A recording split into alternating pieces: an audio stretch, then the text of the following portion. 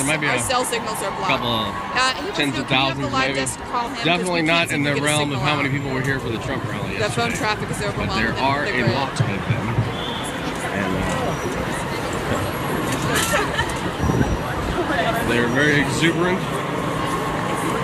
joyful, and a lot of resist Trump signs, anti-Trump signs, the feminism signs. And here's the, I don't know if you can see this. This is Pennsylvania Avenue, and we are right next to the Capitol. And you know, this is sort of the Hillary Clinton afterbirth. You know, the placenta that wasn't born with her lost election, and so I think all these people are very, very, very bitter and angry, upset. But they're definitely out here in force. I think that was a man, or some form of man. And if you give me your phone, I can get a picture of you. Alright, cool. I usually do take pictures of my producer as a matter of habit. And there's a record number of people watching right now. Hey Alex, the neocons up. Yeah, I'm not a neocon. Turn around. This is No, you're fine. crowded, You're cool. You're great. Hey, let me just say something real quick. What happened was the return of Americana. These people are really upset about Americana. I understand because they've been trained from birth that what gave them such a great birthright is their enemy. They've been given psychological programs to basically self-destruct. I really care about them. I love them. And notice that we're not trying to stop them from demonstrating, but the leftists are under attacking women all around me. It was on video yesterday, and it's just the crazed hate. And you tell them, hey, Hillary's funding Islamists is taking over, enslaving women, the most hardcore. They just laugh. It's funny to them because reality is basically being disconnected, and it's just sad. So I'm going back to Austin, Texas. Love everybody. Great job to the crew. Great job to Zimmerman, everybody else, and Infowars.com. This is what democracy looks like. They're chanting when they want to shut down our free speech, and Obama signed a legislation to ban free speech. And basically, I mean, it's crazy. No one wants to ban fake news. I'm sorry, it's fake news. Label it fake news and ban it. So there's been a total attempt to bring in tyranny. It failed, but this is the dregs, the leftover brainwashed folks that talk about hope and change, but day one, they're out here pissed and they want Trump out, but they want him removed. I'm Alex Jones, Infowars.com. Great job, everybody that took action. Trump's in there, and we can really start the business of trying to right this country and unbrainwash these people. Infowars.com. Okay. All right. Stephanie says she picked a second bite of a male. Okay. Yeah, they're. Jason's on the phone with them, I think. Oh, okay. All right. That's because Stephanie just walked back here. Stephanie, can you here? This you got the set here. The second bite from the man, talking about something about his daughter, and then whatever female bite you want. I didn't have like time to. There you go. Did you hear that? Good morning. Good evening. Good night. Hello. Sorry for all the communication challenges. Check. 1, 2, 3, 4. Podium microphone. Well, yeah, it's the communication issue. Hey, check. 1, 2. It's going to be a lot harder for these gentlemen when the crowd starts.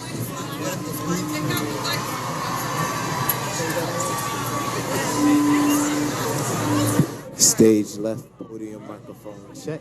Stage left, podium microphone check. 1, 2. This is up on the mic, and I backed off. Podium, stage left, microphone check. 1, 2.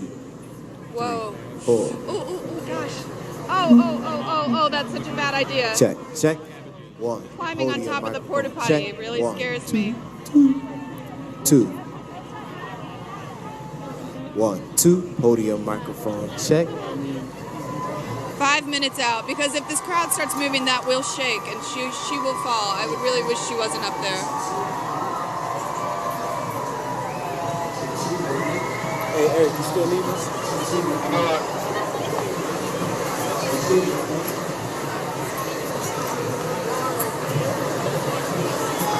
All right, so we're gonna do the donut. donut roll and this first generic, right?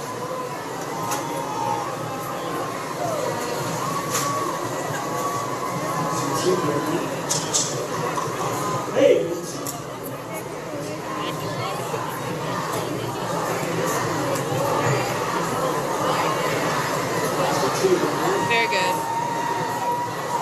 Yeah, I'm just staying. Okay, very good. 4 minutes, stations, 4 minutes. I know, well, it is. Because I do this for a living, and my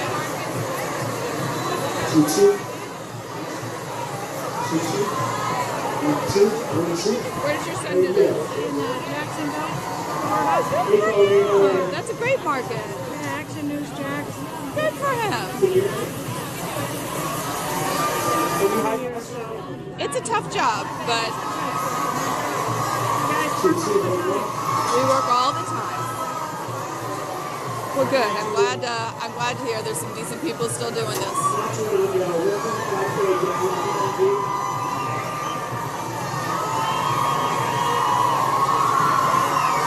Also, 220.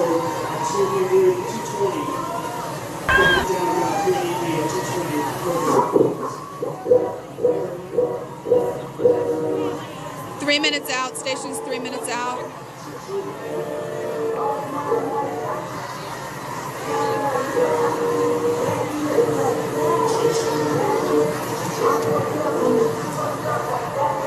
We still have that one pink sign that I wish was not there. Out of all.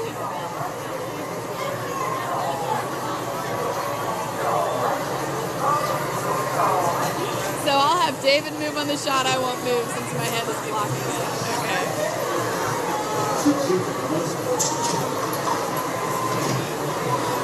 We have to be really careful about the crowd.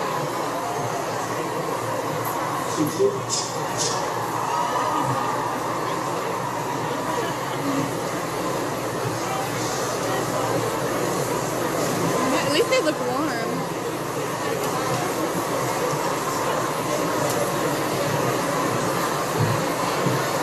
I believe you said 2 minutes.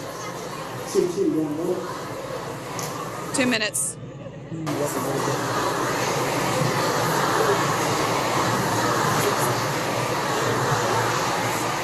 I stand right in your back.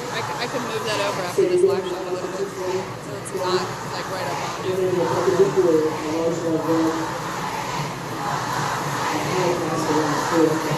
Oh, it's fast enough.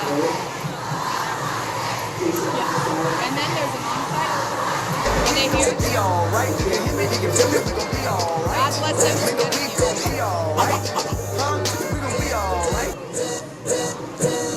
So they're just sliding in for one hit?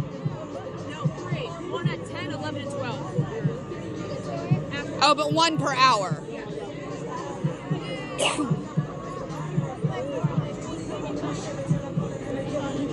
1 minute, stations. If something comes on the screen that's interesting that I can't see, just let me know who's speaking, because my view of it is poor. So Stephanie, if you see anything on the screen, because I can't really tell.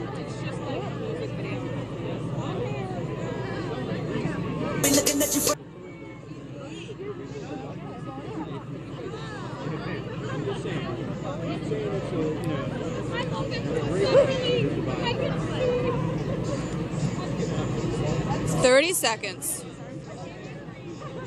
You gotta switch arms. This is the secret. You gotta take turns. Yeah. He's strong. She wants to know what your name is. Well, my name is Stacy Cohan. Oh. Making real news for real people.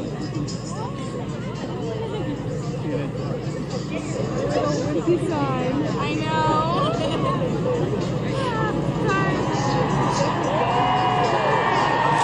Well, the crowd is in uproar as the speakers are just now taking the stage here at the Women's March in D.C. We are expecting hundreds of thousands of people in this city for this Women's March on Washington. Demonstrations against the newly sworn-in president continued into the night Friday, from the East Coast to the West Coast. Protesters were on the streets in heartland cities like Milwaukee, Wisconsin, and in urban centers like Miami. People marched around the world as well, from Mexico City to Sydney, Australia, to Brussels, Belgium. More than 200 people were arrested in Washington, D.C. Friday, just blocks from the inauguration. Police say more than 5 police officers were injured. A small group of protesters throwing rocks and bricks at our officers.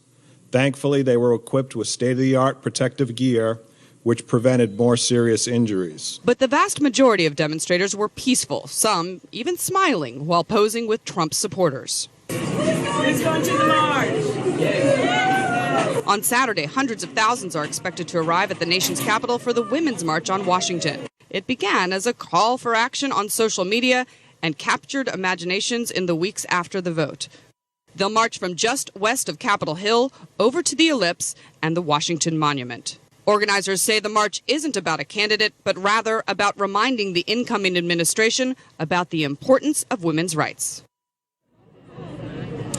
Well, I can tell you that from this vantage point, the crowd you can barely move. In fact, many people have had difficulty getting from one side to the other. But what I've seen, despite these very disparate signs, is a sense of unity here so far, and a great number of people here forwarding one cause for the rights of women. Back to you.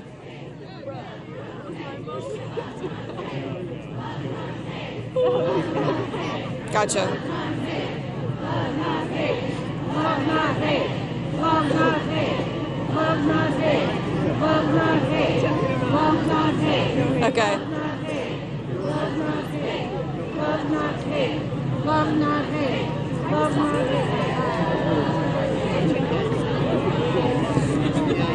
Come down and my mom's gonna come. What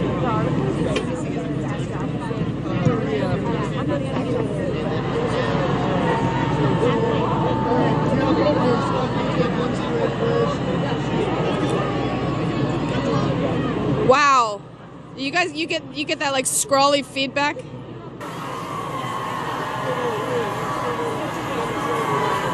I've got one more. I've got KVVU right now.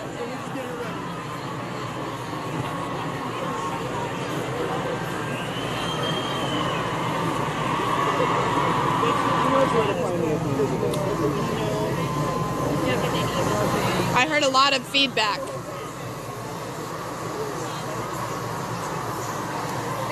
KVVU, can you talk to me again? I heard a lot of feedback.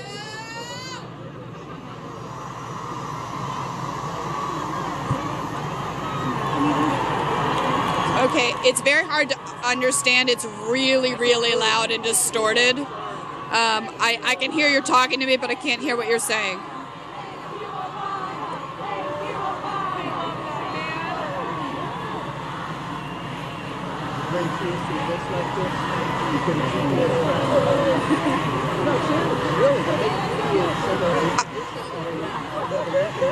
Okay, if somebody at Atlanta can, 2.5, 3 minutes out, and that's fine.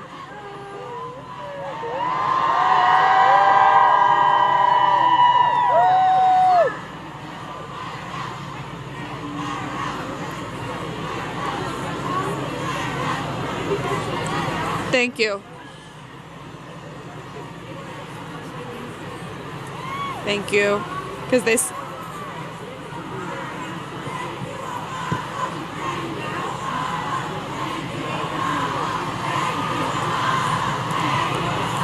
I hear them talking about it. It's unclear if it's my lead-in or not.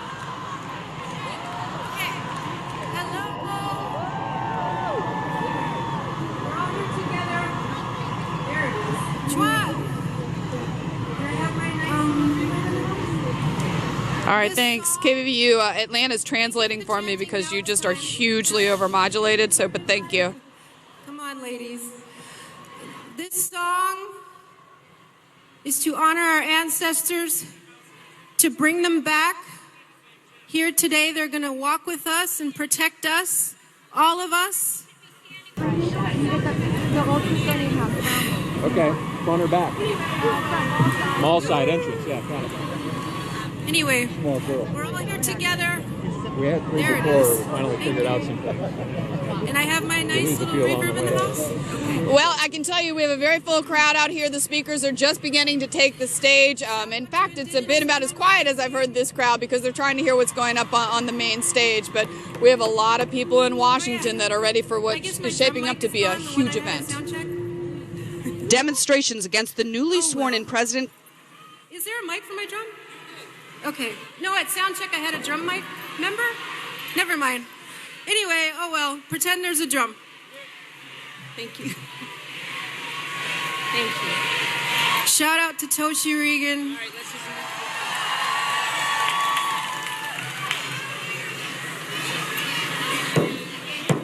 Yeah, it's not on. Can you turn it on in the house?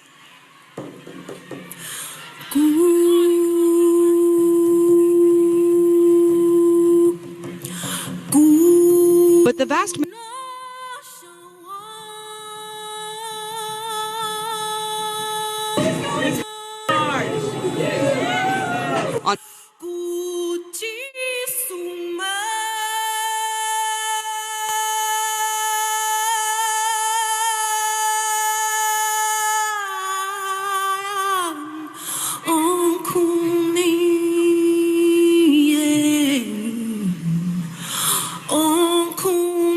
the income.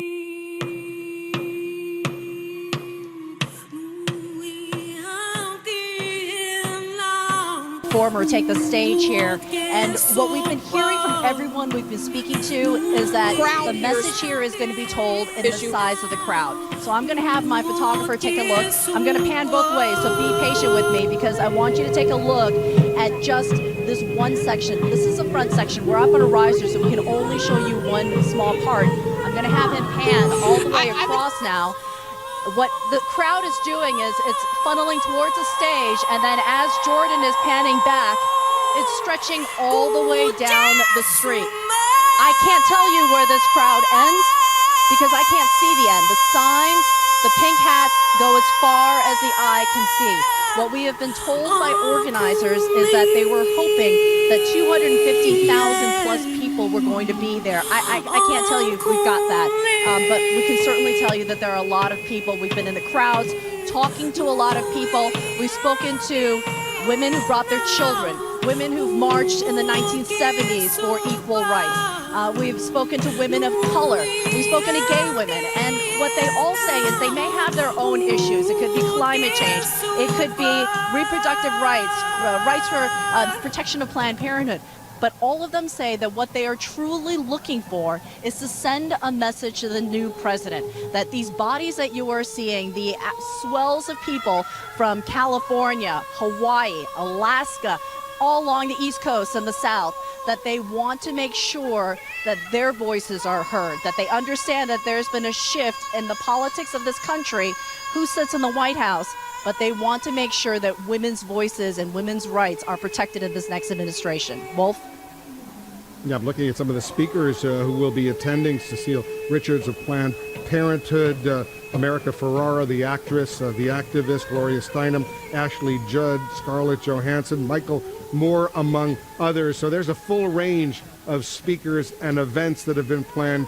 Kyung, we're going to get back to you. We're going to cover this extensively. I want to go to CNN's Bryn Gingras. She's on a bus bound for Washington, D.C. From New York City. On board with her, a group of women headed to the march. Bryn is joining us from the bus. Bryn, what's it like? Hey, Wolf, we're getting closer to D.C. We're getting a little bit delayed with some traffic right now on the highway, but certainly that's not stopping the excitement that's happening in this bus as people continue their conversations amongst each other, talking about what they're going to do, what they're going to feel, what they're going to say when they get to this rally, enjoying the thousands of people that we know are already there. Again, I keep talking about the personal reasons that people are here and needing to be here today and joining these other women and men and children really in D.C. D.C. Mary here, she actually organized this group. If we could pan down to her, she organized this group, 2 buses full, following each other to D.C. 55 people. Mary told me that she's doing it for her son. A lot of people doing this, again, for very personal reasons, or whether it be a certain issue like abortion or LGBTQ community, or whether they're doing it because they came from a family of immigrants. There are so many reasons, and that's what makes this march so important, so exciting for the people that we've been talking to on this bus. And I really have to mention it. We kind of pan over. I mean, this is not sure about this bus, but I got to tell you, as we've been traveling along this highway, we've been seeing a number of buses, and we can tell that many of them are going to the same place we are. I can tell because some of them, the people inside are wearing pink hats. They're wearing t-shirts that you can see through the windows. We actually made a quick pit stop at one point, and a whole bunch of buses were lined up with women coming out holding their signs. So there is certainly a sense of camaraderie here today, and we're going to feel that even more when we get to Washington, hopefully sooner than later.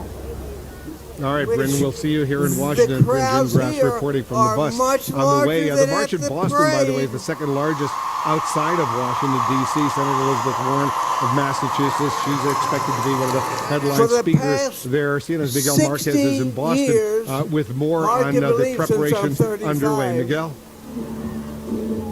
Well, when they first launched the idea for this march in Boston, they expected 25,000 people. Today, they say they're expecting over 100,000 people. Those are the people that have registered on their website. People from across New England coming into Boston. I want to give you a sense of what's happening here. It's a bit of a dance party, a bit of a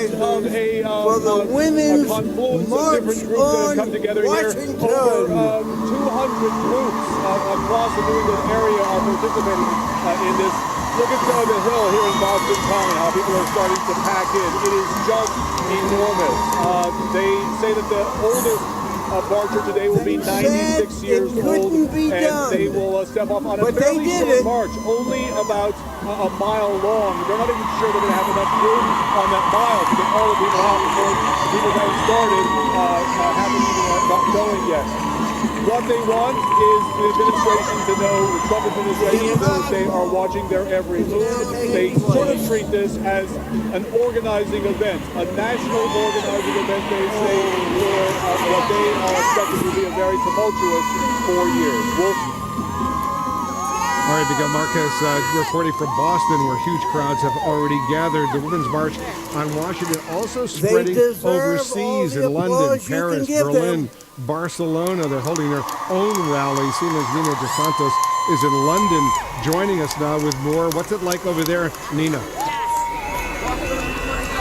Yeah, the crowds are really gathering at pace.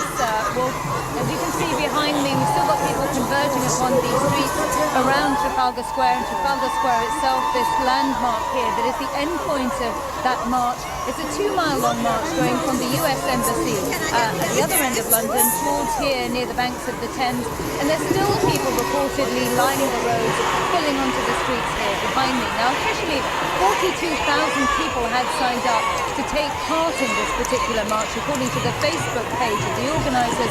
At the moment, we can't confirm, and authorities aren't telling us how many people are on the streets here, but as you can see behind me, it is packed.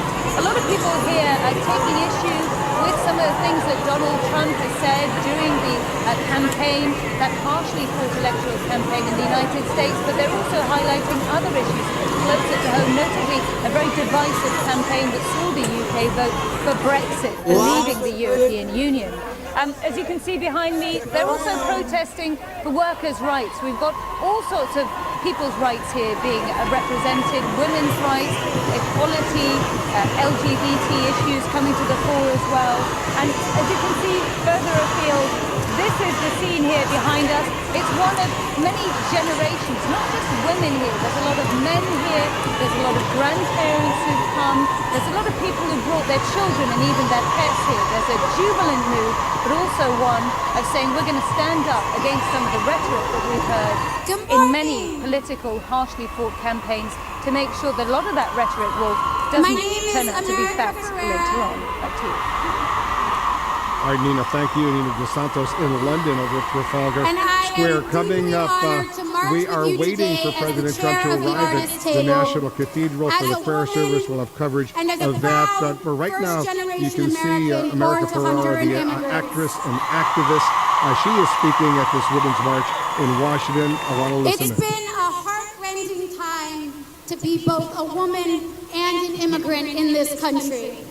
Our dignity, our character, our rights have all been under attack. And both a woman and division assumed power yesterday. Our dignity, our character, our rights have all been under attack. America. And a platform of hate and division assumed power yesterday. His cabinet is but not the president America. Is not America.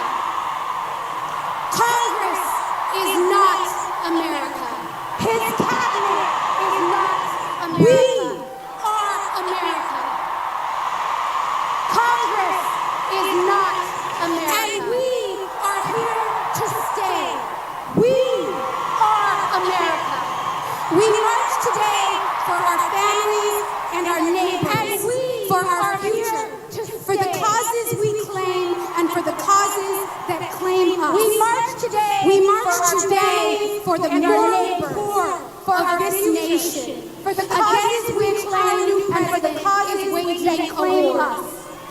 We march today to forget the words, give me your tired, your poor, your hundred masses yearning to breathe free. And instead, take up again the words of hate, give me your fear and suspicion of one another. But we are gathered here and instead take around the world of hate today, fear and suspicion of one another. But we are gathered here and across the country and around the world today to say we reject the demonization of our Muslim brothers and sisters. We reject the systemic murderation of our Muslim brothers and sisters. We will not end our systemic murder and incarceration of our black brothers and sisters. We will not ask our LGBTQ families to go backwards. Our right to safe and legal abortions. We will not go from being a nation of immigrants to a nation of ignorance. We will not go from being a nation of immigrants and we will not turn our backs on the more than 750,000 young immigrants in this country currently protected by DACA. And we will not turn our backs on the more than 750,000 young immigrants in this country currently protected by individuals who refuse to live in the shadow of fear and isolation. They are hardworking, to declare them courageous individuals who refuse to live in the shadow today, fear and isolation, and for them. They bravely took to the streets to declare themselves and to provide a voice and hope for their community. Today, we resist and oppose every single action that threatens the lives and dignity of any and all of our community. Fight, resist, and oppose every single action that threatens the lives and dignity of any and all of our communities under attack.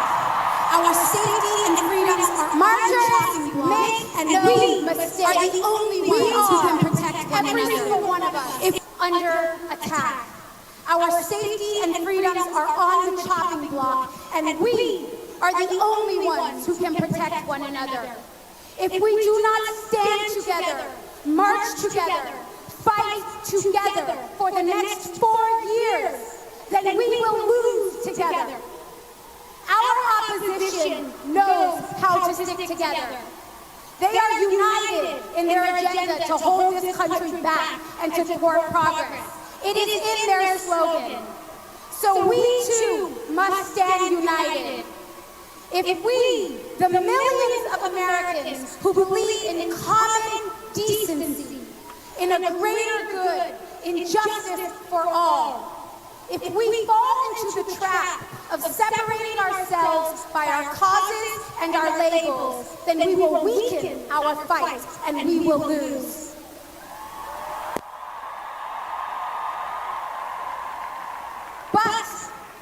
if we commit to what aligns us, if we stand together, steadfast and determined, then we stand a chance at saving the soul of our country.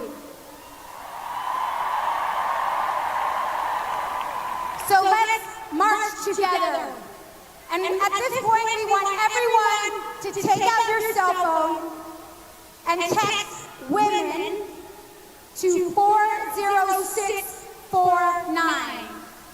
Sign up with us so that we can continue to work together. This is only day one in our united movement. So take out your phone and text women to 40649. Let's march.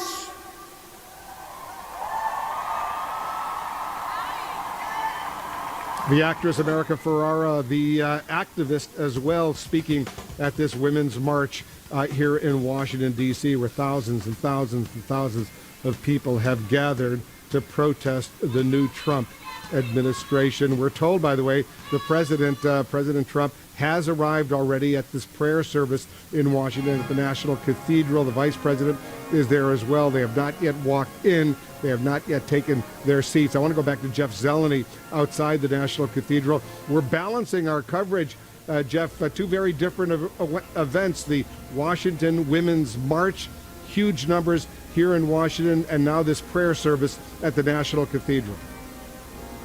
Indeed. Well, from protest to prayer just across Washington, and President Trump and his family and quite a large motorcade came from the White House here to the National Cathedral in Northwest Washington just a short time ago. Several members of his family also will be at this event, Wolf. And this is a traditional moment of reflection and peace, but it certainly has all of the politics from the bitter and divisive campaign still infused in all of this. And President Trump will not be speaking here at the service, but he will be listening. And Wolf, I've been looking through the prayers and the readings that will be given in this hour-long or so service, and several of them hit directly on this divisive nature that we are seeing. So it will be fascinating to watch President Trump from his seat listening to these prayers. And Wolf, one of them that stuck out to me is by the Dean of the Washington National Cathedral, the Reverend Randolph Hollerith, and he's going to say this: look with compassion on the whole human family, but take away the arrogance and hatred which infect our hearts. Break down the walls that separate us and unite us in bonds of love to work through our struggle and confusion. And Wolf, there are several readings and prayers that go on to acknowledge the divisive nature, the divisive moment that Donald Trump is stepping into as he becomes the 45th president of the United States, Wolf.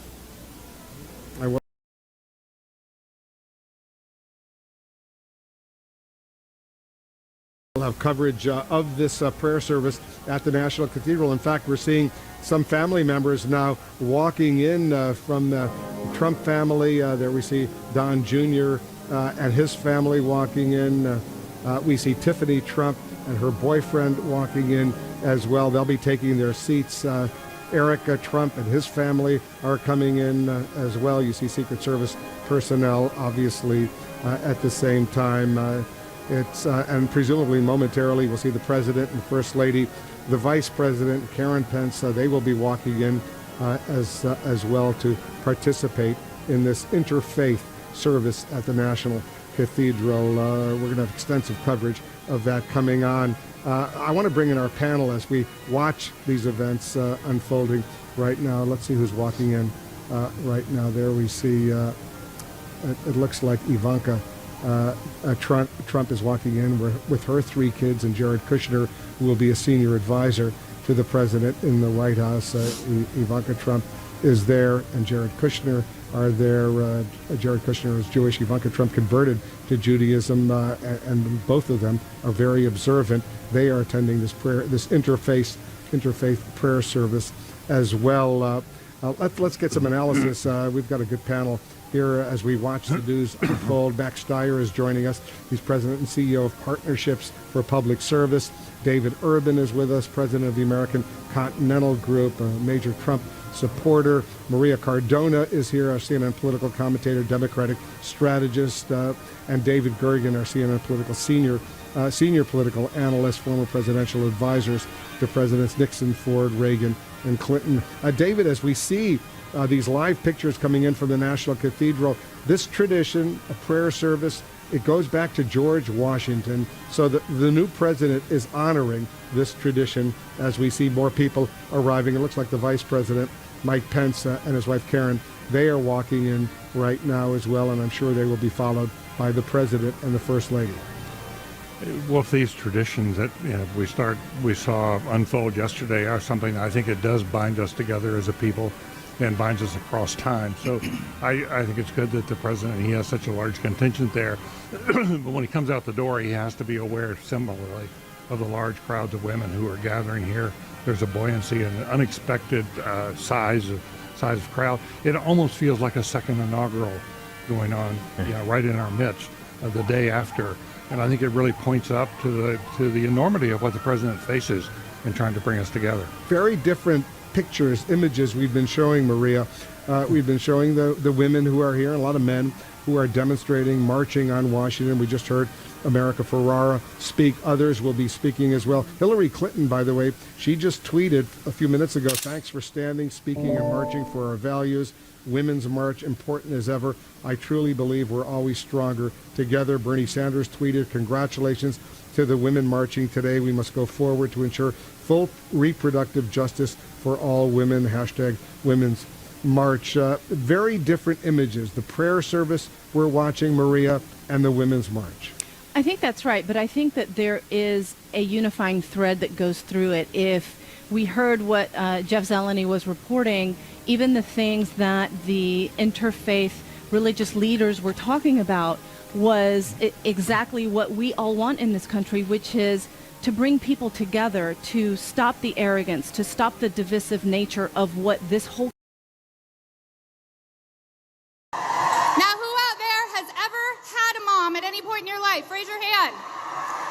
This is our movement. Feel the power. We're black mothers, Latino, white, Asian, Muslim, Christian, Jewish, and we're mothers of all immigration they said on the reports that it was life-threatening, so I'm not sure if he died, but from what I understand, it was one of the ones that assaulted him, and there's video of it on YouTube, of him being assaulted by these masked liberals. They were all masked, and they even boasted that they were assaulting him, and they were going to assault him again.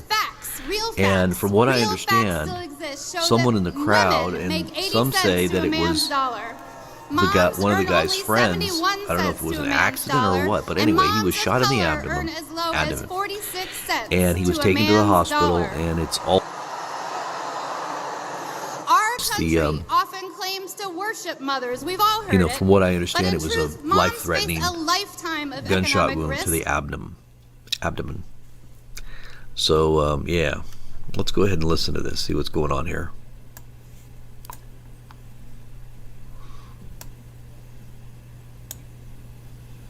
To worship mothers, we've all heard it.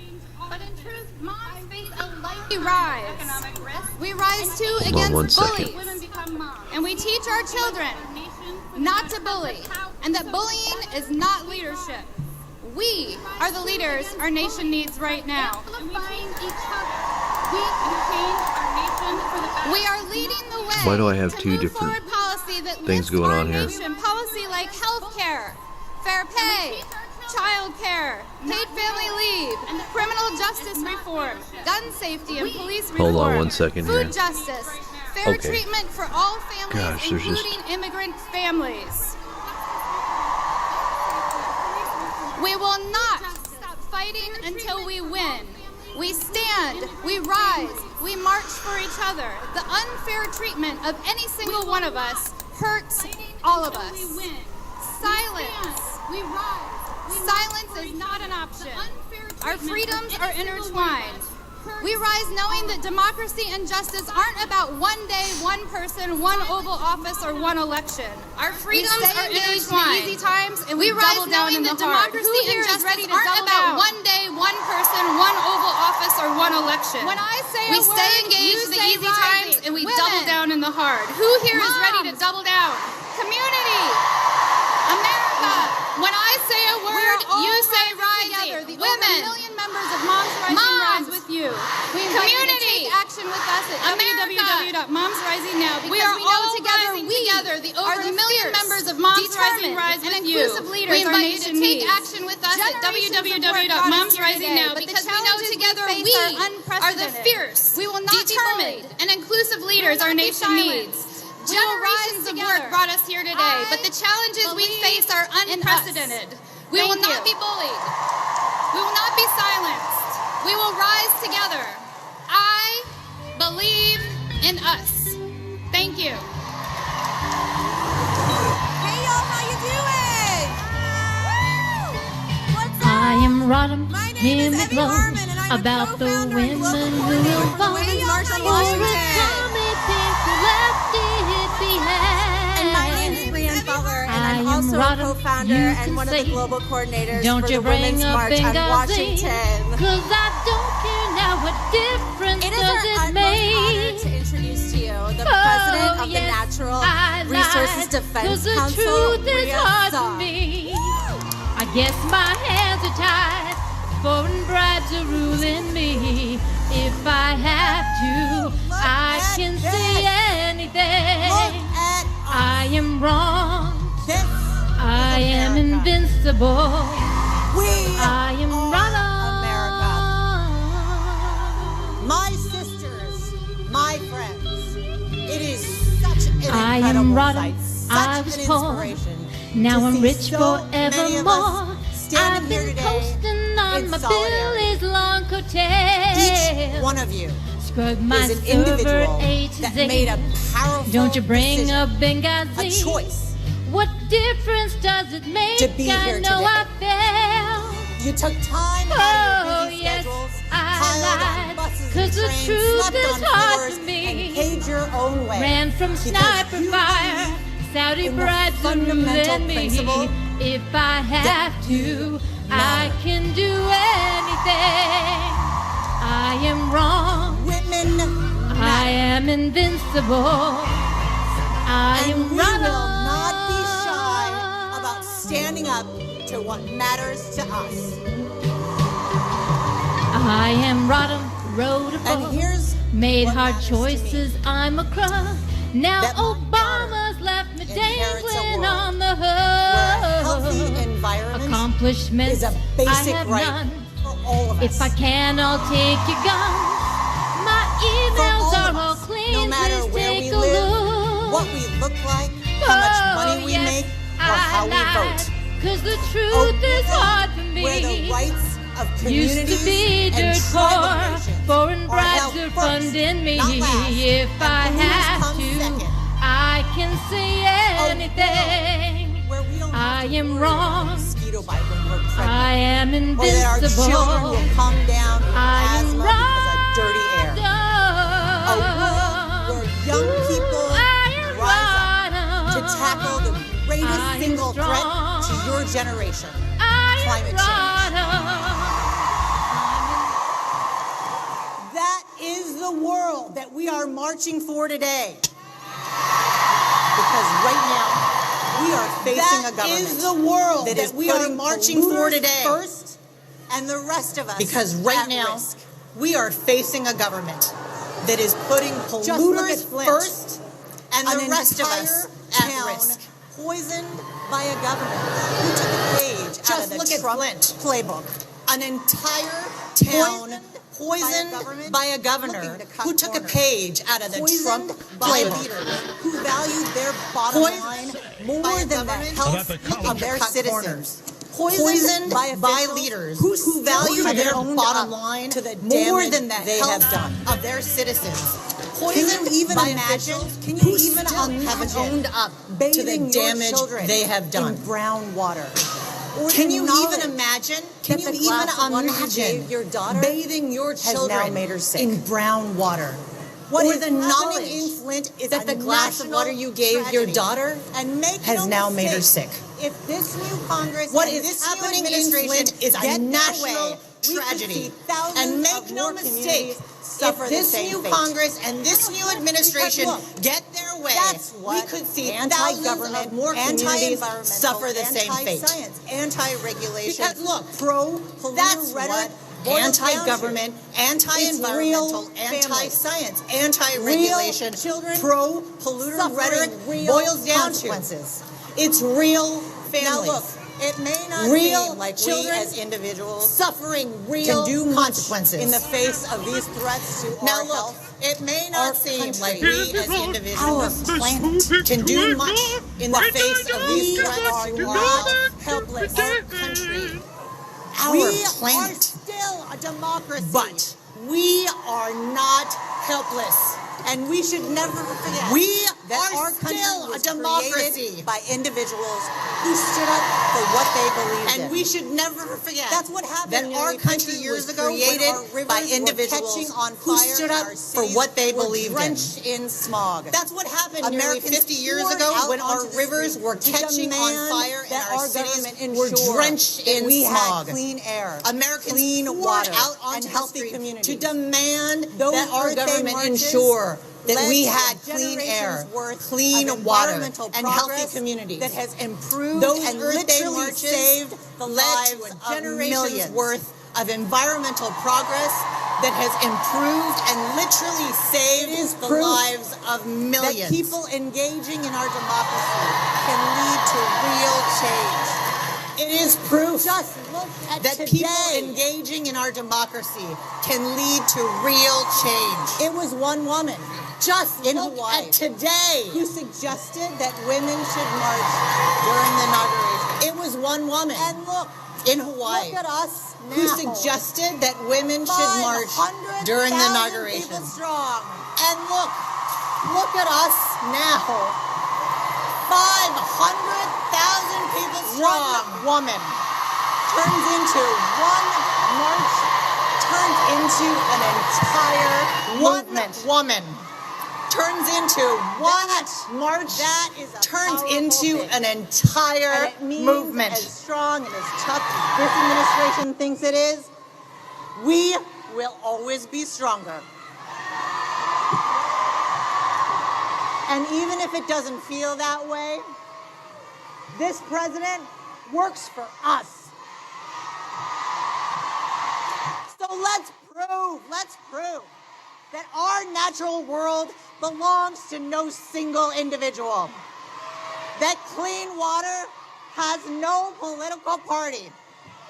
That no corporation owns clean air. And let's never forget that one person, one rally, one march, one movement can make all the difference in the world. Thank you all so much.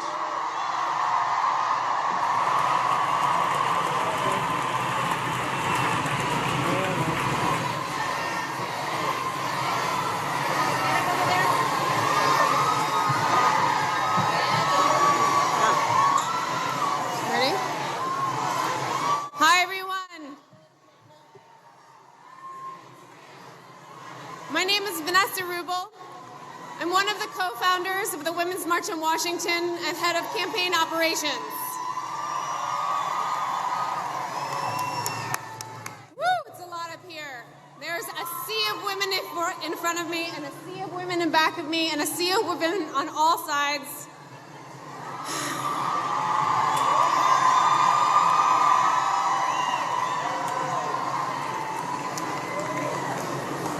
It just goes to show we are our own best hope. We can only move forward together. This is my partner. I'm Ginny Suss, producer for the Women's March on Washington. And I'd like to introduce my hero, feminist icon, Gloria Steinem.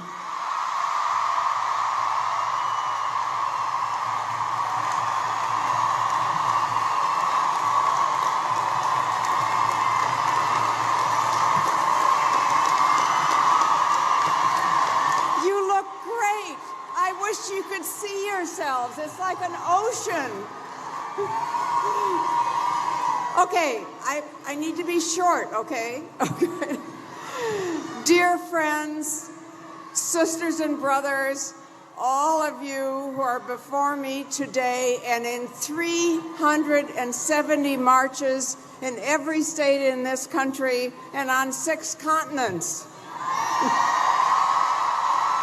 And those who will be communing with us at 1 p.m. and 1 at 1 in a silent minute for equality in offices, in kitchens, in factories, in prisons, all over the world. I thank each of you, and I especially want to thank the hardworking visionary organizers of this woman-led inclusive march, one of whom managed to give birth while she was organizing this march.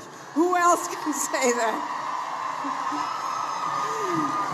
Thank you for understanding that sometimes we must put our bodies where our beliefs are.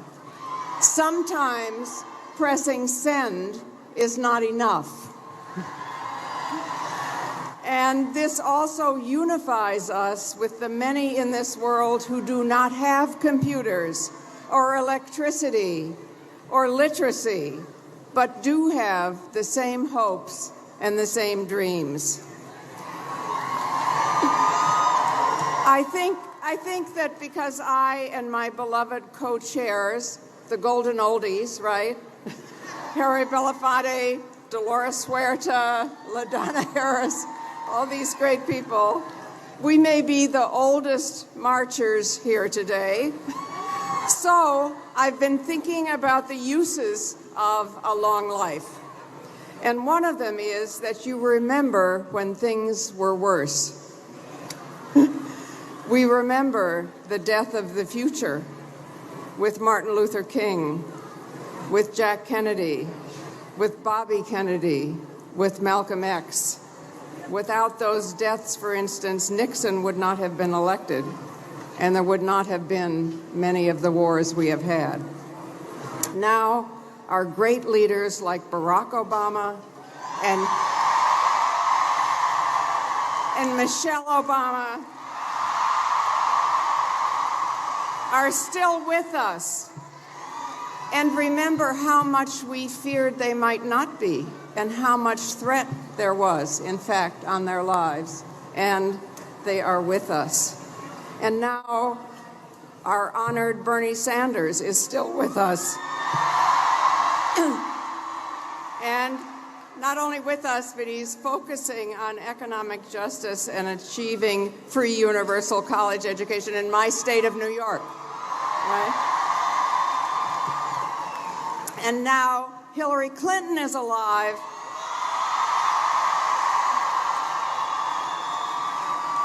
And definitely not in jail. She who told the whole world that women's rights are human rights and human rights are women's rights. So crucial when collectively violence against females in the world has produced a world in which for the first time there are fewer females than males. I'm not trying to deny the danger that this day initiates. Trump and his handlers have found a fox for every chicken coop in Washington, and a Twitter finger must not become a trigger finger. Some very experienced doctors of the American Psychiatric Association have publicly written to warn us that, and I quote, his widely reported symptoms of mental instability, including grandiosity, impulsivity, hypersensitivity to slights or criticisms, and an apparent inability to distinguish between fantasy and reality, lead us to question his fitness for the immense responsibilities of the office, unquote.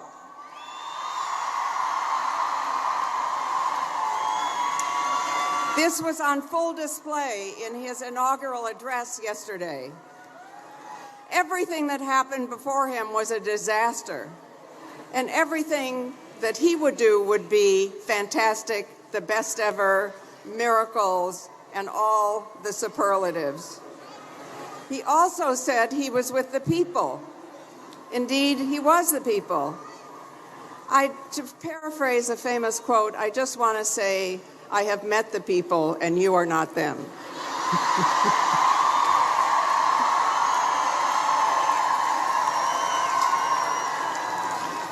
We are the people.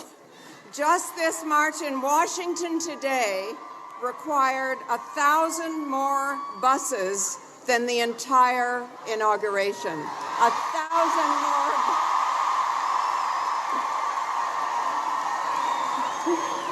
And I was just talking with people from our many sister marches, including the one in Berlin, and they asked me to send a special message. We in Berlin know that walls don't work.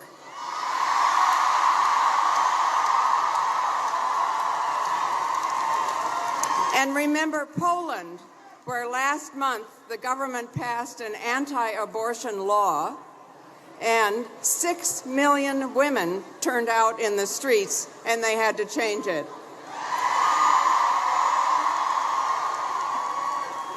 We are the people. We have people power, and we will use it. You try all the power that you tried to eliminate.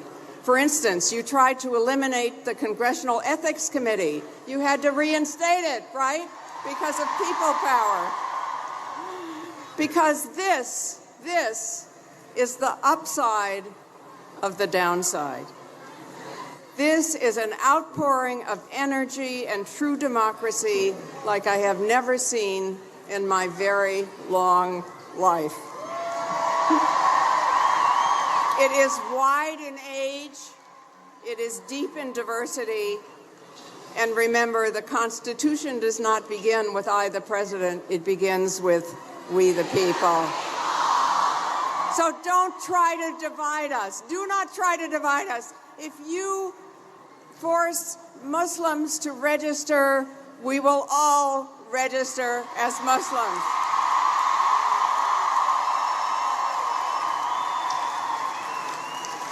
I know that there are women here from corporations and media and all kinds of places that make it kind of risky for you to say what you care about, what you feel, and what you support. And there are women here, I know, who have survived a national and global sex industry that profiteers from body invasion. We are united here for bodily integrity. If you cannot control your body from the skin in, you cannot control it from the skin out. You cannot control your lives, our lives. And that means the right to decide whether and when to give birth without government interference.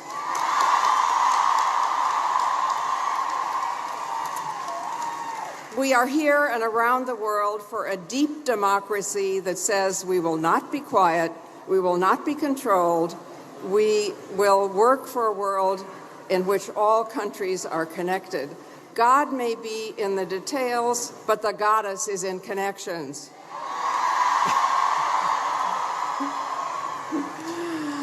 We are at one with each other. We are looking at each other, not up. No more asking daddy. We are linked. We are not ranked. And this is a day that will change us forever because we are together. Each of us individually and collectively will never be the same again. When we elect a possible president, we too often go home. We've elected an impossible president. We're never going home. We're staying together. And we're taking over. I thank you from the bottom of my heart. Make sure you introduce yourselves to each other and decide what we're going to do tomorrow and tomorrow and tomorrow, and we're never turning back. Thank you.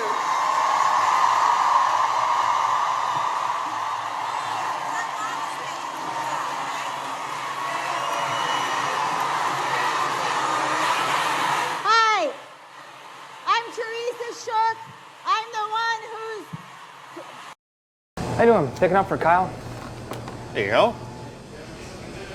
You wouldn't put up with part of a pizza. Something wrong? So when it comes to pain relievers, why put up with just part of a day? There's a missing piece there. Live whole, not part. Aleve. Keep fighting. And I want to give a shout out to my state of Hawaii, the state of aloha, and diversity. And to my family, to my granddaughters who inspired me to do this so that they can grow up and have opportunities available to them equal to everyone else, for all women. And equal rights for all people. Thank you to everybody who's here who made this possible.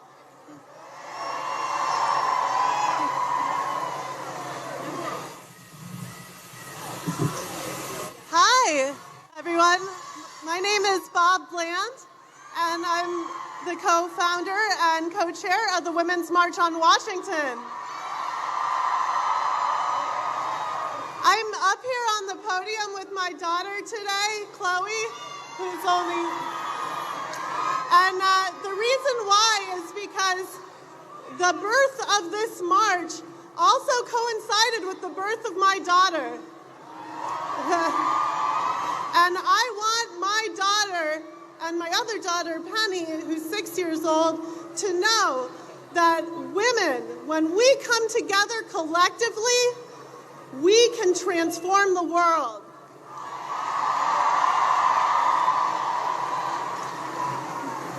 We are breaking down the walls between each other today and standing united in solidarity for our rights and for the rights of the most marginalized among us. Out of this grassroots movement, we have over 600 sister marches worldwide.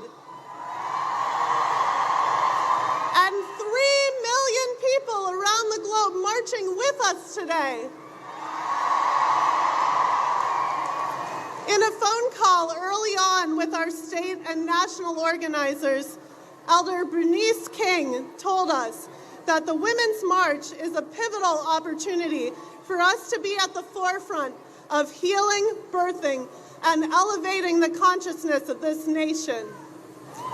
Together, we will show a new face of America, a spectrum of color, consciousness, and inclusion like never before. Yeah. When we march to the White House in a few hours, it won't be the end. This is just the beginning of a movement we are co-creating together with women at the center of it. And I want you to know, standing up here today, that any of you can be an activist. Any of you can be an organizer, because before this march began, I had never done anything like this. So you can do it too.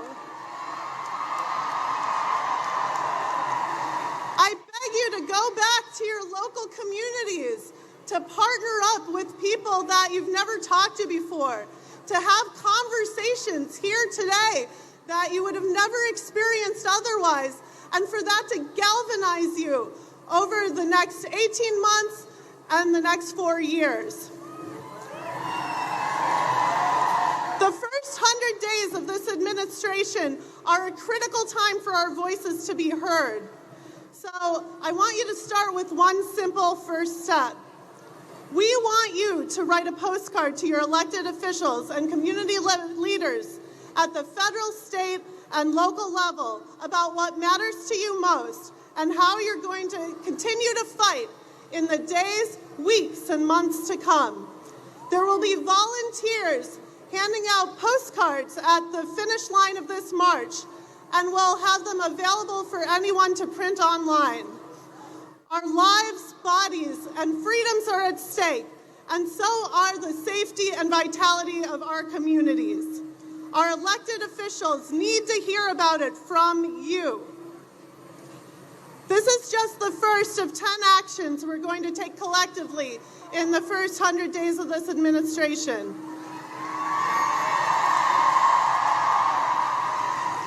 Tomorrow isn't about hanging up your marching boots. It's time to get your friends, family, and community together and make history.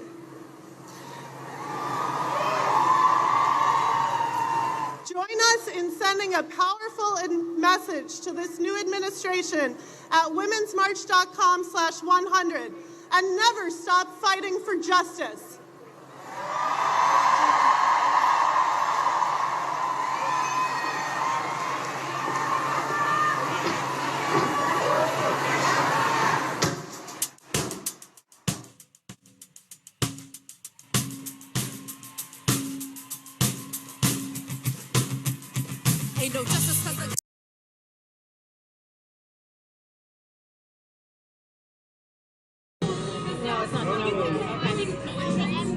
Okay, thank you.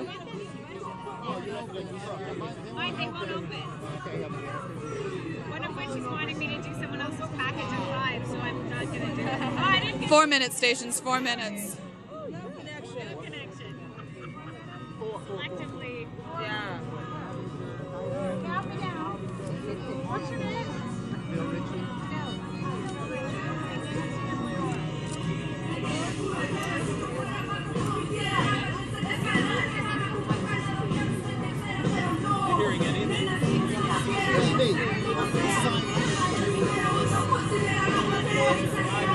They're rocking it, man.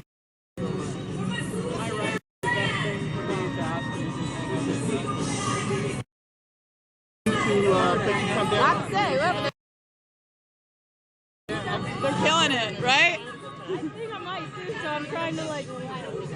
Want to be hypnotized?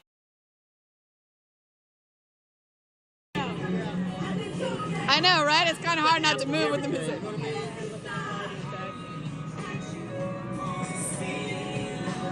Three minutes out, stations. He's trying to hypnotize. 3 minutes.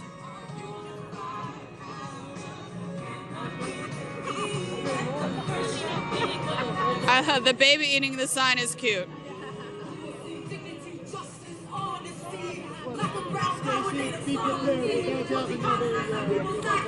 All right, Atlanta, we're about to have another medical come through here, just so you know. We can see them coming through. It's just because we're set up near the tent, and it just is what it is.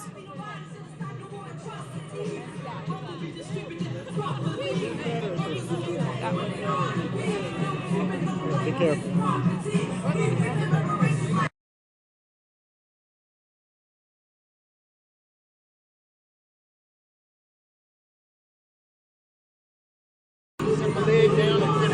Give an inch, you're gonna, all right? 2 minutes, stations. 2 minutes.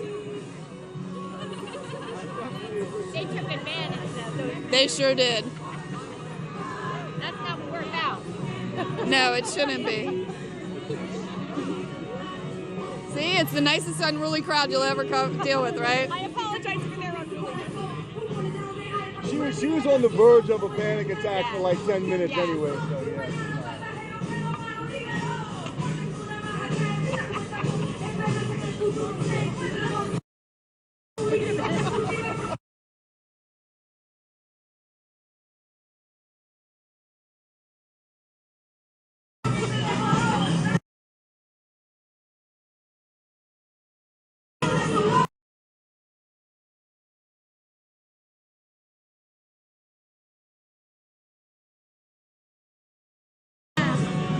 How you doing? 1 more hour.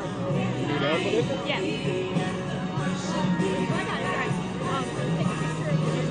Yeah. The importance of, especially when there's a protest and march, like, we need to be on a rise here. Like, this on-the-ground shit, it doesn't have a thing. No, it only works for roving and shooting a package. It's really challenging. And I realize they're great pictures. I get it, yeah. Still. It's better on the rise. Like, there needs to be, like, a complete separation.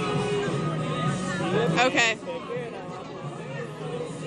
Are we doing the donut hole, the donut again right after? Oh no, we have us and then Ontario comes in, right? Oh, look at the tent. Choosing between Aleve and Tylenol? Aleve is the brand orthopedic doctors recommend most for minor arthritis pain. Just one Aleve can last 12 hours. Aleve. As the eye can see, we have pink hats, signs. It's interesting how many different groups and people and interests are represented in this Women's March on Washington, D.C. At this point, we have no idea what the crowd size is. I know there were estimates that there could be in excess of 200,000. That remains to be seen. I spoke to several of the marches earlier today. Here's what some of them had to say. I want my daughters to have all the same rights that I have. Be able to walk down the street or get a job and with all the comfort that I have when I... In the universe. Keep shining, y'all. Climbing poetry, people. Climbing poetry.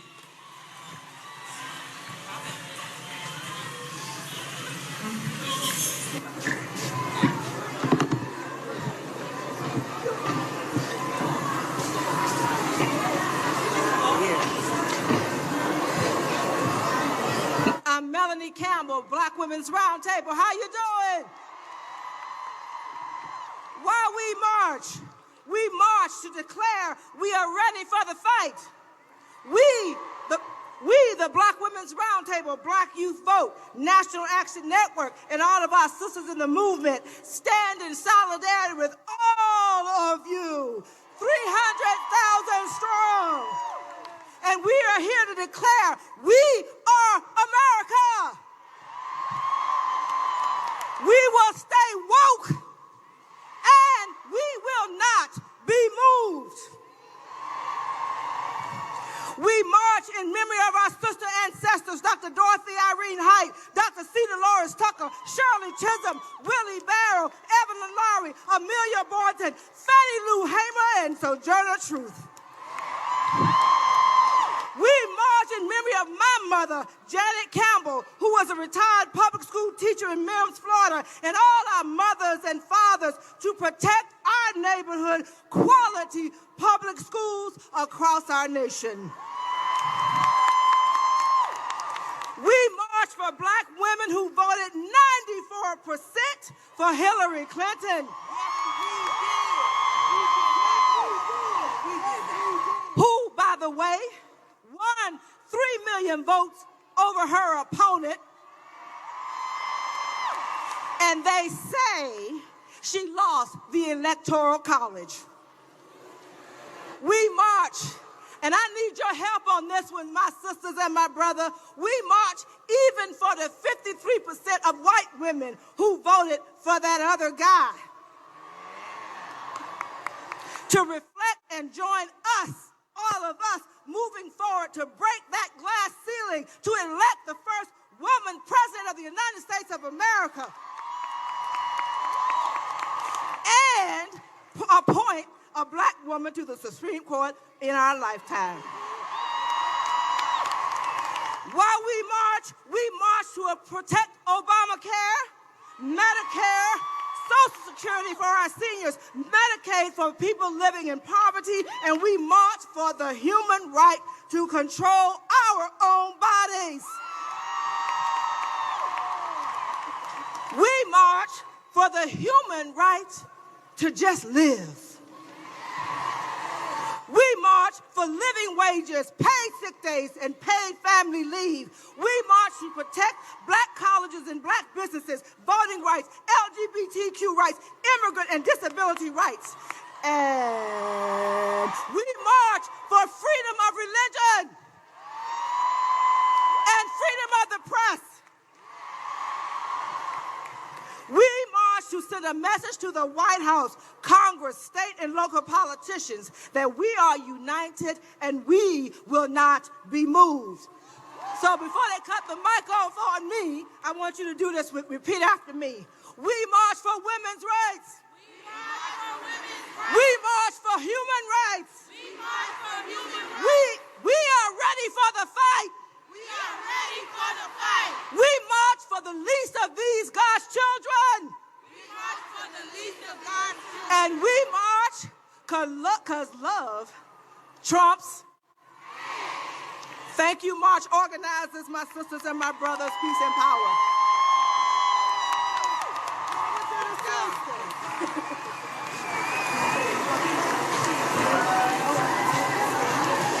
Good morning. I'm Rosalind Brock, and I chair the National Board of Directors of the NAACP,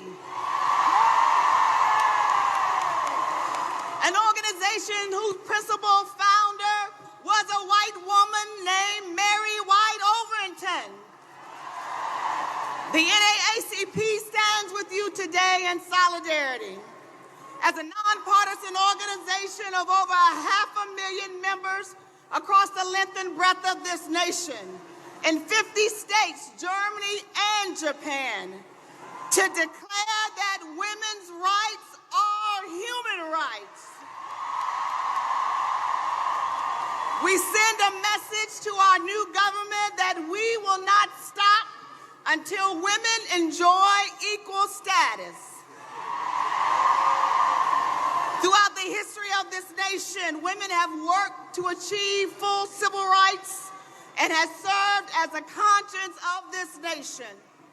In 2008, 2012, and 2016, Black women exercised the right to vote larger than any other group in this nation. However, despite our best efforts, we learned a hard lesson in this last presidential election. Elections have deep and lasting consequences, especially for those who do not vote. The silence in America has been deafening for Black women and our families who also feel forgotten and locked out of a prosperous society. For centuries, we've been overlooked and most oftentimes left behind, even in the movement to advance women's rights. And so I call upon you, my sisters, in the words of my ancestral Shiro Sojourner Truth. Ain't I a woman?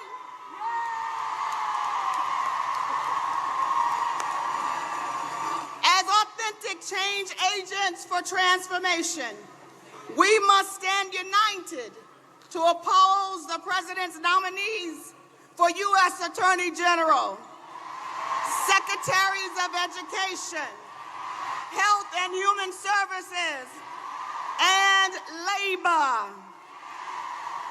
We must also fight to ensure that the rights gained by women, minorities, the LGBTQ community, and immigrants are not destroyed by an administration that seems bound and determined to take this nation back to a place where we are a house divided against ourselves. And so, my sisters, I ask you today, as we face the rising sun of a new day begun, let us boldly declare to this administration and to this nation that we will organize, we will fight, and we will march on till victory is won. Because courage will not skip this generation. Courage will not skip this generation. Courage will not skip this generation. Peace and power.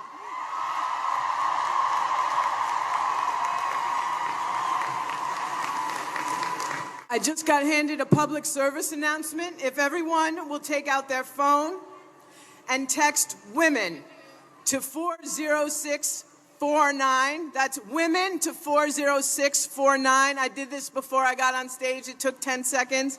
If you take a moment and text women to 40649, give us your name, email, and we can be in touch about the important next steps and how you can help. Once you're done sending your email, raise your phone so your neighbors know that you've pledged to be a part of this cause.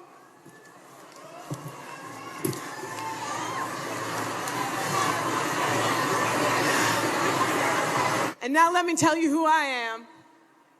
I'm not just your commercial break. My name is Jay Babalota. I am the executive director of the Estrella Lesbian Foundation for Justice.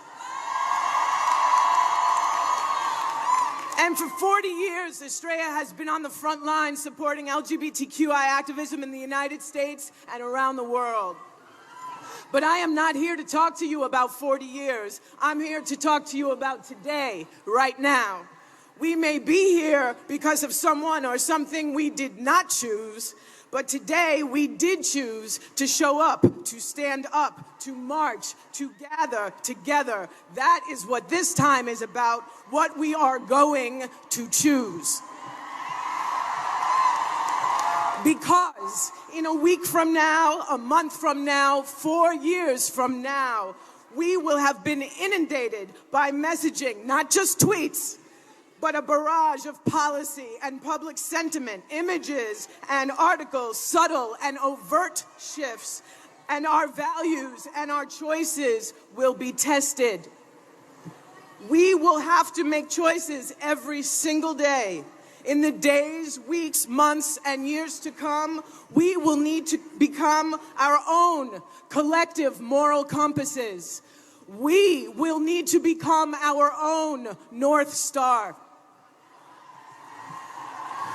So when you look around here all day long and you are moved by the beauty and diversity and passion of all the folks around you, remember this: we chose to come together today in all of our power. We do not and we will not choose one neighbor over another. We do not and we will not choose to deny our queerness, our lesbian, gay, or trans selves in order to be in a march for women or a country for everyone.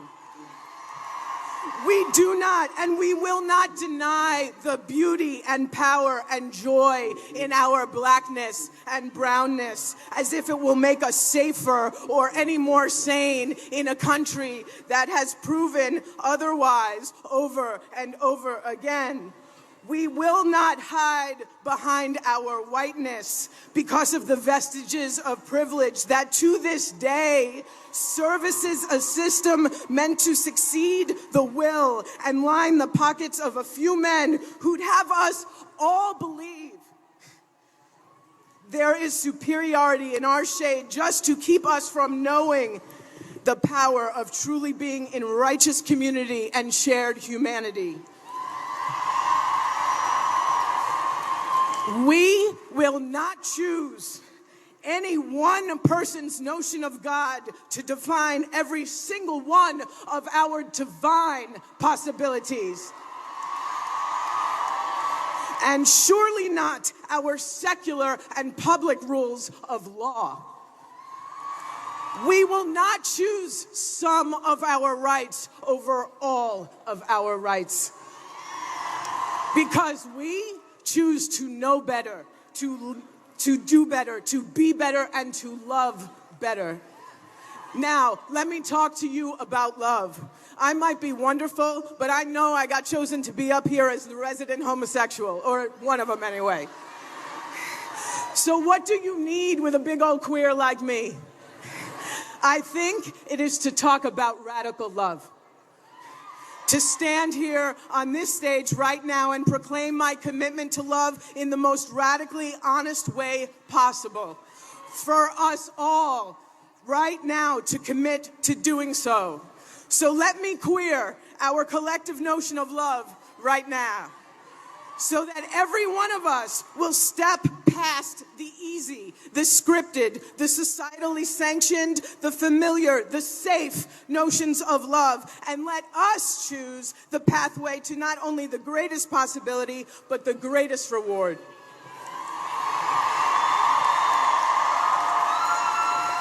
We are not a fluke.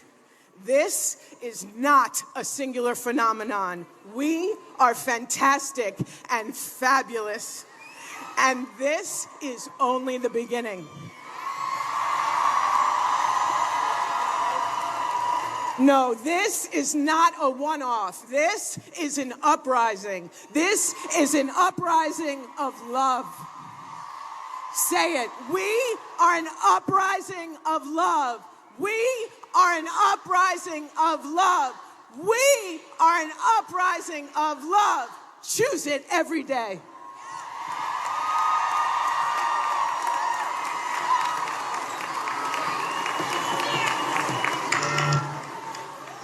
Hello, Women's March on Washington. My name is Muriel Bowser, and I am the mayor of Washington, D.C.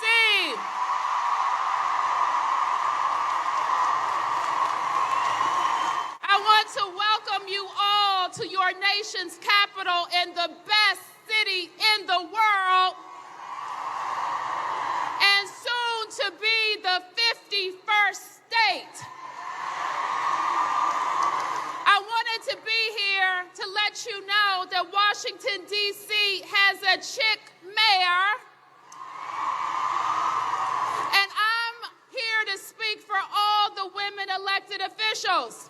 The women will tell you that we are more harshly criticized, we are more frequently criticized, and we are more wrongly criticized at every single level. Be it the school board, the state house, or a candidate for the president of the United States.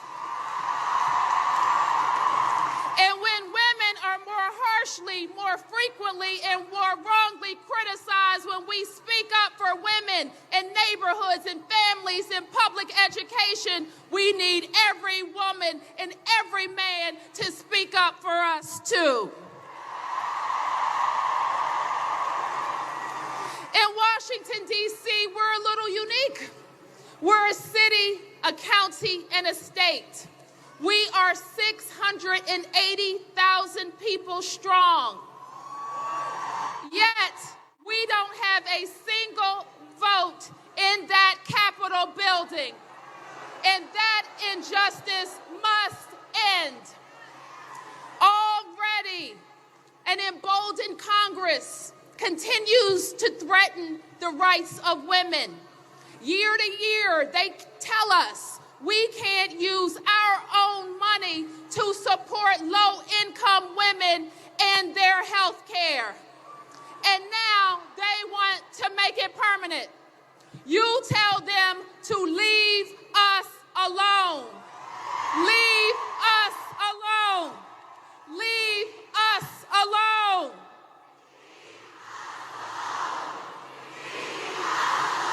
So we know this Women's March on Washington. When the president needed help with that Congress, he counted on mayors. And mayors have to stand up for immigration rights, for reproductive rights, for LGBTQ rights. We have to stand up to fight climate change from the mayor's office. And we have to stand up for public education because that's what our kids need. So let me just say this, because this is what we tell the Congress, and this is what you should tell them from your states. The best thing the federal government can do for us is leave us alone.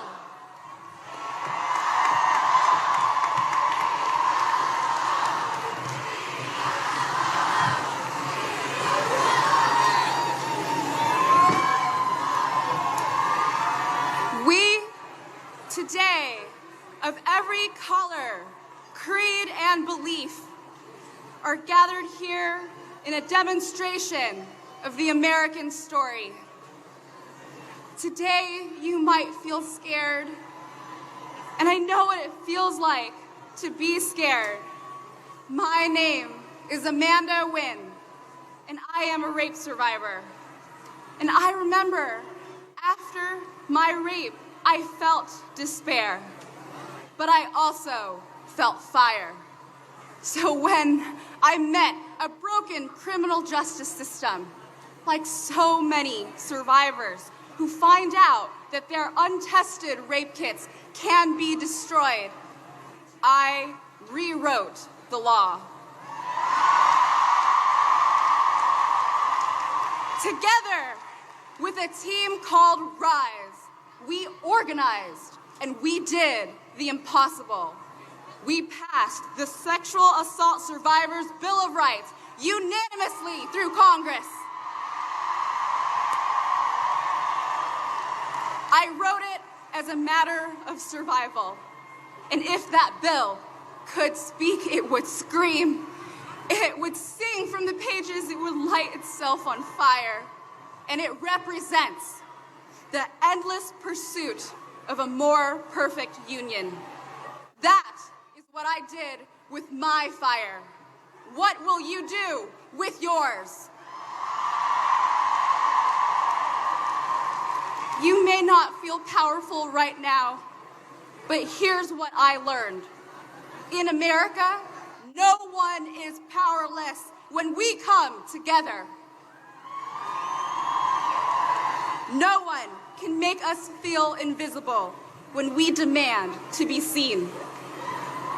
To any survivor and ally listening, you are not alone. Wherever you are from, and whatever brings you here today, do not lose hope. Don't just march. Go home and join the movement at risenow.us. That's risenow.us.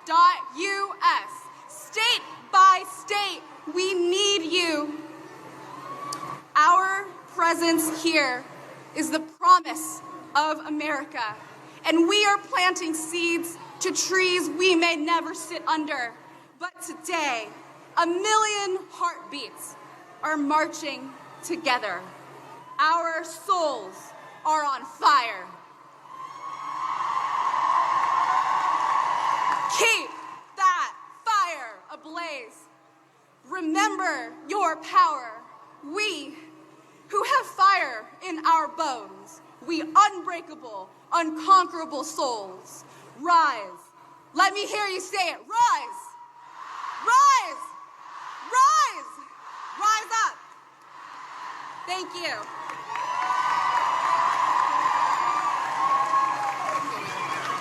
I have to make an announcement. Please pay attention just for 1 second. Kate Stroud from Charlotte, North Carolina, who is blind, has been separated from the people that she came with. She's in all black. She has a pink hat, a pink backpack, a pink cane. If you came with Kate Stroud, she is on stage right. Come to the back of the stage. Again, Kate Stroud to the back of the stage. We have her. She's safe. We just want to reunite her. Thank you.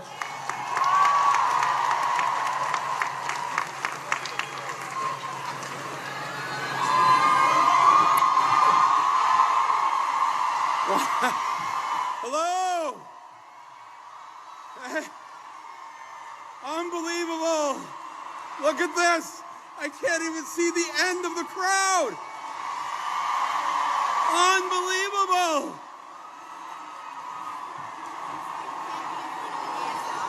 We're gonna have 1 million people here today! I can't, look at this! My name is Michael Moore.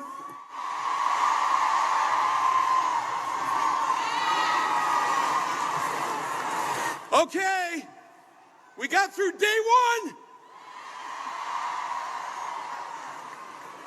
We're in day 2 now of the Trump tragedy.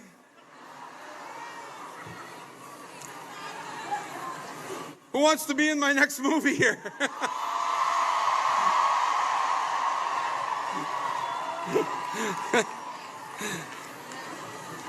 So I woke up this morning, picked up the Washington Post, and the headline read, "Trump takes power." I don't think so. Here's the power. Here's the majority of America right here. We are the majority.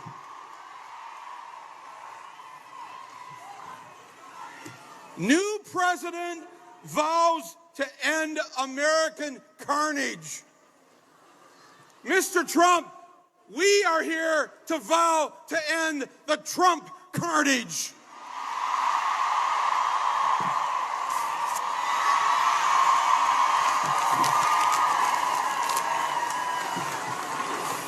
I'll pick that up later. Recycle. A reporter asked me on the way up the stairs here, what do you hope to accomplish with this demonstration? I said, well, I would say if you just look that way, we've already accomplished it. The majority of Americans did not want Donald J. Trump in the White House. And we are here today as their representatives. Okay, I don't want to give the standard demonstration speech. You got a lot of great speakers here today. Oh my God, I got to listen to Gloria Steinem. How cool was that? I would like to give you a to-do list of what we all can do starting immediately. Real things that we can do. Are you with me on this? I'm going to go through them very quickly. Take notes if you want, but I'll post them on my Facebook and Twitter, and you can follow it there. But we have to get busy, folks. We've got our work cut out for us. Number one, this is what I want you to do. I want you to make this part of your new daily routine. I want you to call Congress every single day. Every day. Each of you have one representative in the House and 2 senators. They have a phone number. I'm going to give you that number right now. Are you ready? It's easy to remember. 202-225-3121. Can you repeat that with me? Ready? 202-225-3121. Now you do it. Go.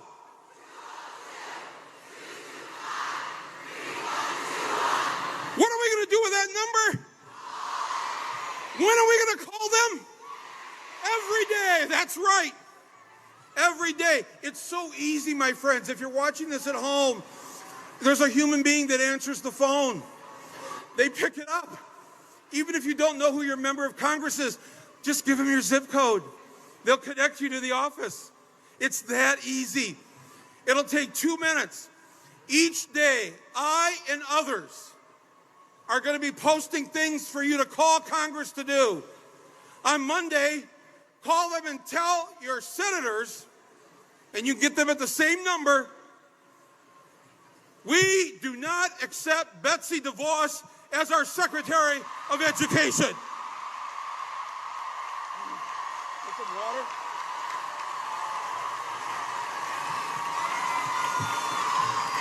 (202) 225-3121. I will post, this is my commitment to you. Every day, I will post something on Facebook or Twitter. Other groups are doing the same thing. Actiongroups.net, go to them.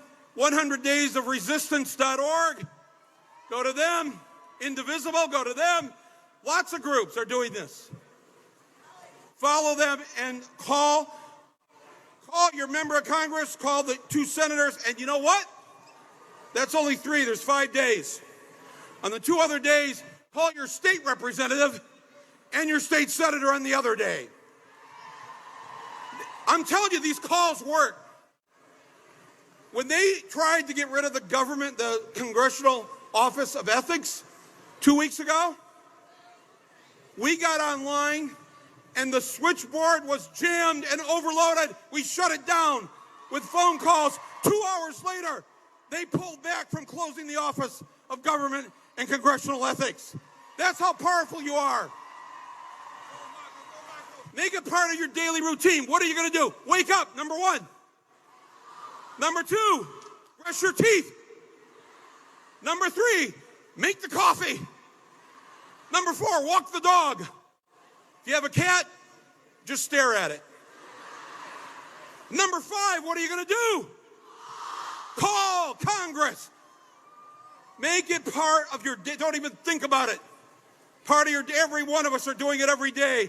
They won't know what hit them. Number two, the second thing I'm going to ask you to do, join. Join groups. Join Planned Parenthood. Join the ACLU. Join NARROW. Join a group. I was thinking this morning while I was writing this up, I've supported Planned Parenthood forever. I contribute to them. I've done fundraisers for them. But I realized I've never joined. So this morning, I joined Planned Parenthood. Who amongst you will join Planned Parenthood? ACLU, NARROW, the environmental groups. Join every group. Let's make these groups huge.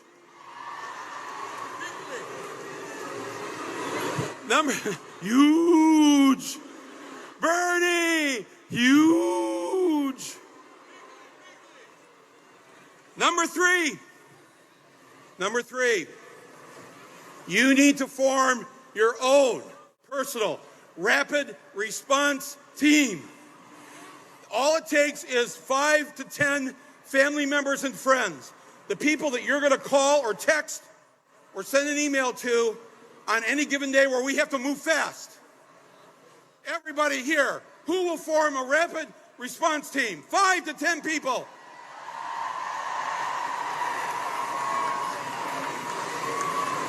Earlier, there's a group here, there's a rapid response team here from Asheville, North Carolina. 9 of them. Where are you? The Asheville 9. They've got their own name. The Asheville 9. And I said to them, how many of you have been to a demonstration before in D.C.? 8 of the 9 had never been to a protest before in Washington, D.C. 8 of the 9 are new for the first time. How many here are here for the first time in D.C. at a look at this, at a protest? Look at this. Wow. Number 5, we have to take over the Democratic Party.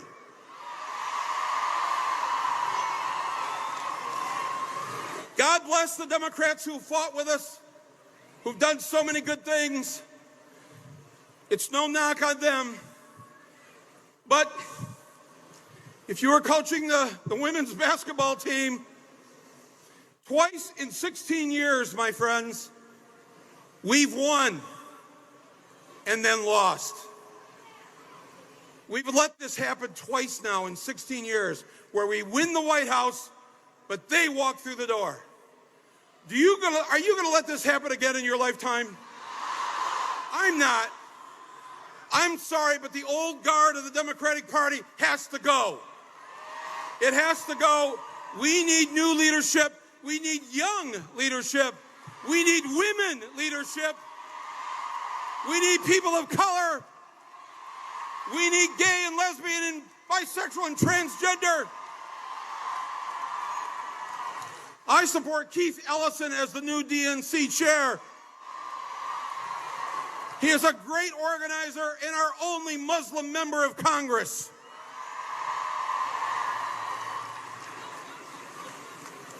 Number 6, to you from the blue states and the blue cities, don't feel alone. You have a job to do. We're going to look to you over these next, let's just say, months. I heard on the radio this morning that Las Vegas has already placed odds on how long Trump's going to last in office. They only give him 4-to-1 odds to last only 6 months. That's pretty good. You have to form regions of resistance. What that means is this. For the young people, let me give you a little history lesson. Roe v. Wade, that made abortion legal in this country in 1973, did not happen in a vacuum. It did not happen by itself. It happened because our 2 largest states in 1970, 3 years earlier, made abortion legal: New York and California. Because abortion was legal in those 2 large states for 3 years, they helped to create the new normal. The new normal being a woman has a right to control her internal organs and what goes on in there. It's not the job of the government. So, New York, you have a job to do right now. California, Minnesota, Massachusetts, actually all of New England, the entire West Coast, you're a region of resistance. Virginia, you're a region of resistance. In Virginia, this is how we take back the South. We start in Virginia. Form your region of resistance.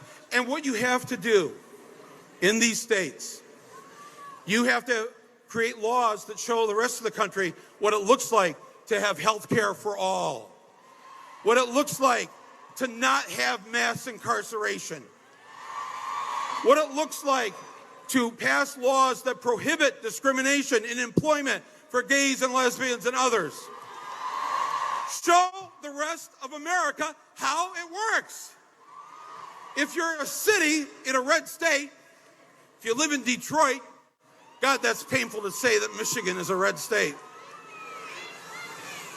But you live in a blue city in Michigan, you live in Traverse City, Michigan, a little town. Bernie got 70% of the vote in that little town. Form your region of resistance there. Say to the people in power, you are not going to come to my city and take my Mexican brothers and sisters away. I will stand in front of you, nonviolently and peacefully. The other night I asked 30,000 people in New York City, who will join me to block the George Washington Bridge, the Holland Tunnel, and the Lincoln Tunnel if the federal government comes to take our Mexican brothers and sisters away? 30,000 people say, I will do it. You have to be willing to put yourself on the line. It's that important. The next thing on the to-do list, you have to run for office. You, yes, you. Now I can see your faces. No, Mike, not me. I'm shy. This is not the time for shy people. Shy people, you have 2 hours to get over it. If you knew me, seriously, if you knew me personally, you have no idea how shy and what an introvert I am. I know it doesn't make any sense me saying that, but if you knew me, anybody know me back there? How true is this? When I was 18 years old, I was a senior in high school, and I couldn't stand the principal or the assistant principal in their backward ways. I decided to run for school board. I was only 18. I called up the city clerk. I said, what do I got to do to run for school board? He said, well, you need to get names on a petition. How many names do I need on the petition to run? 20. 20? To run for school board? 20. I'm like, I know 20 stoners who will sign anything. I got the 20 signatures. I ran. I won. I became the first 18-year-old in the state of Michigan to win public office. I did this. I'm shy. I only went on 2 dates in high school. I did this. You can do this. Who's going to run for office? Run for city council. Run for school board. Hey, okay. Wait. Shy people, there is an office for you. Precinct delegate. Run for precinct delegate. You only have to go to the county convention once a year. Who's going to run for precinct delegate? All right. Next on the to-do list. When we take over the DNC. Michael. Ashley. My name is Ashley Judd. Ashley Judd is here. And I am a feminist. And I want to say hello to Independence Avenue in the back, all the way down to 17th Street. Wow. And I bring you words from Nina Donovan, a 19-year-old in Middle Tennessee, and she has given me the privilege of telling you what she has to say. I am a nasty woman. I'm not as nasty as a man who looks like he bathes in Cheeto dust. A man whose words are a diss track to America. Electoral college sanctioned hate speech contaminating this national anthem. I'm not as nasty as Confederate flags being tattooed across my city. Maybe the South actually is gonna rise again. Maybe for some, it never really fell. Blacks are still in shackles and graves just for being black. Slavery has been reinterpreted as the prison system in front of people who see melanin as animal skin. I am not as nasty as a swastika painted on a pride flag. And I didn't know devils could be resurrected, but I feel Hitler in these streets. A mustache traded for a toupee. Nazis renamed the cabinet electroconversion therapy, the new gas chambers, shaming the gay out of America, turning rainbows into suicide notes. I am not as nasty as racism, fraud, conflict of interest, homophobia, sexual assault, transphobia, white supremacy, misogyny, ignorance, white privilege.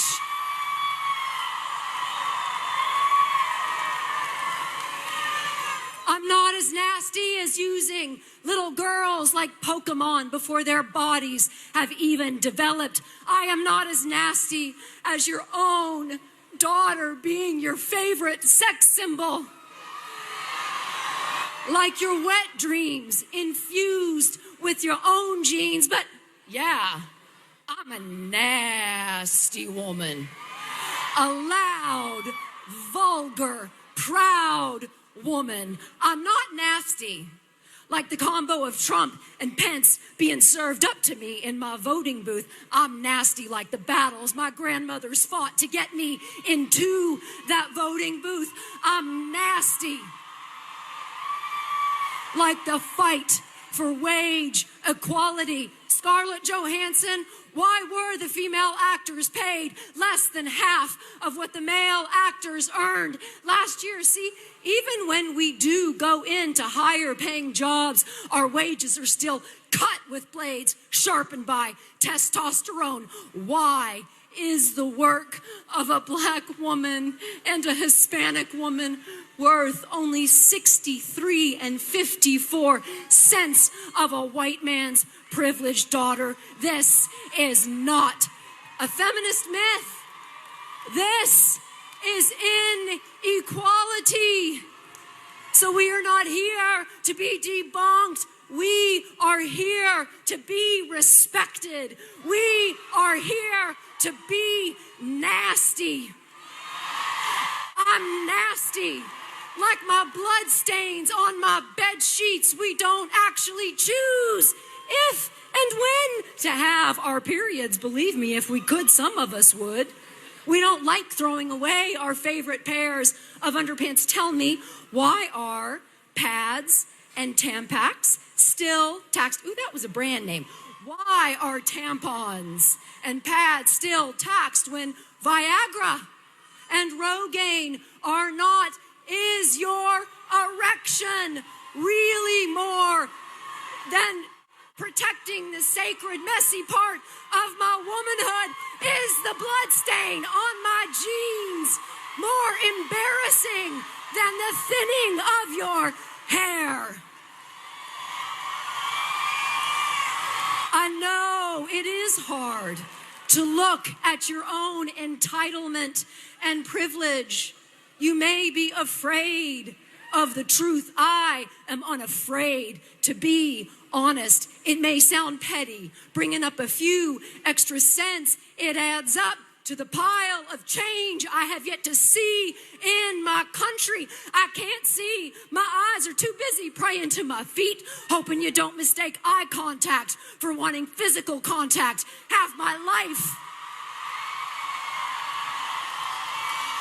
I have been zipping up my smile, hoping you don't think I want to unzip your jeans. I am unafraid to be nasty because I am nasty, like Susan, Elizabeth, Eleanor, Amelia, Rosa, Gloria, Condoleezza, Sonia, Malala, Michelle, Hillary.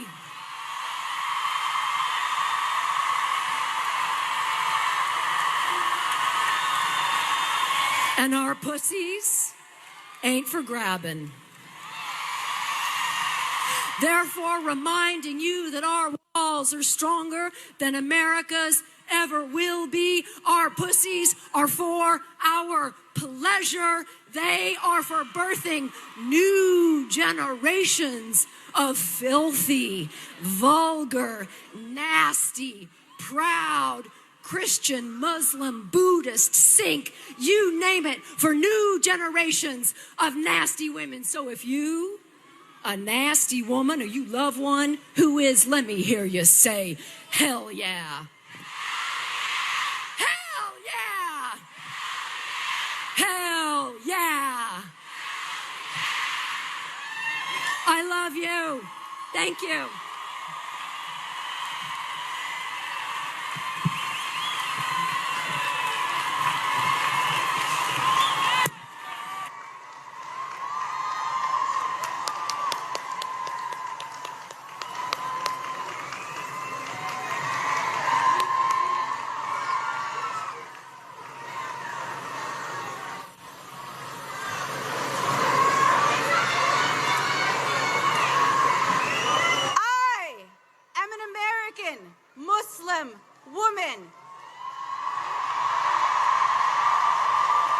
A daughter of immigrants, a person of color, a community organizer, and a civil rights lawyer.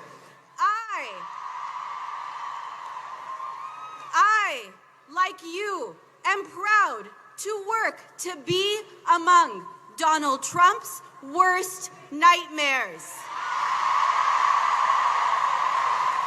My name is Zahra Billu, and I speak to you on behalf of the Council on American Islamic Relations, or CARE, the nation's largest American Muslim civil rights organization. Today, I march for every person who has made sacrifices and supported me in a country where many like us are targeted. We stand tall because we stand on the shoulders of giants, our mothers and grandmothers who started this fight long before today. We march so that women younger than us can grow up into a better world. We are unafraid and will not be silenced. I and American Muslims like me are committed to putting our faith into action. We live and breathe the understanding that justice cannot be for just us, that our liberation is interconnected, that we cannot be free at each other's expense or if any of us remains targeted. When Muslims are harassed by the FBI, when our LGBTQ friends are attacked in hate crimes, when our Black brothers and sisters are gunned down by police officers, when what is left of native land continues to be stolen, and when undocumented individuals among us are targeted, my heart hurts. We all hurt, but we are also fired up.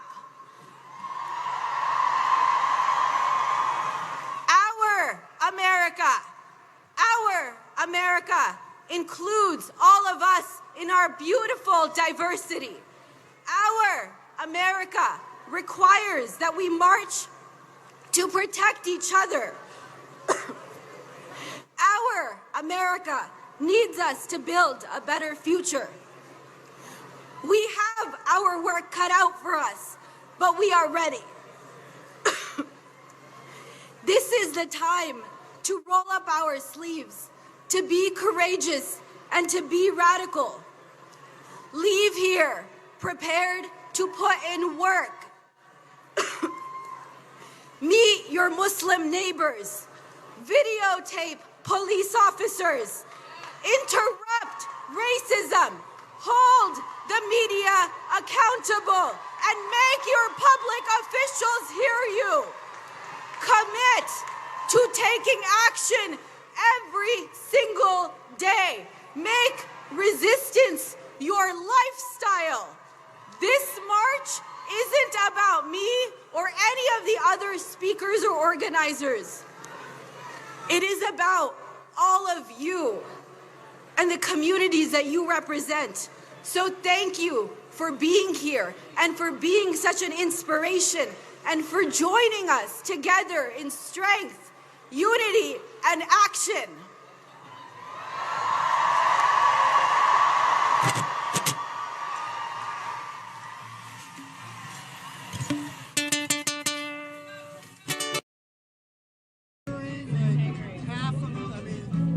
I'm not going to say on the air, but she said at least triple inauguration. Oh yeah.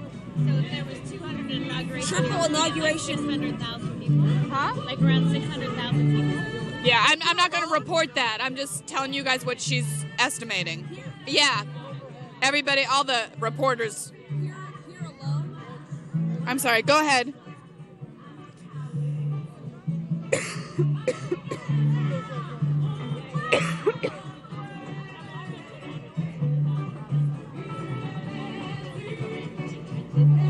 All right.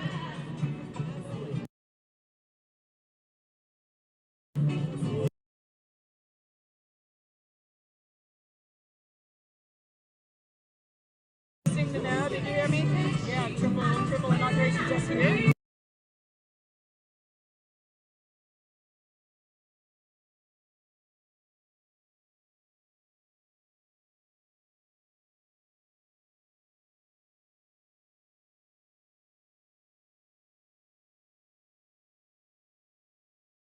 Okay, we didn't do estimate.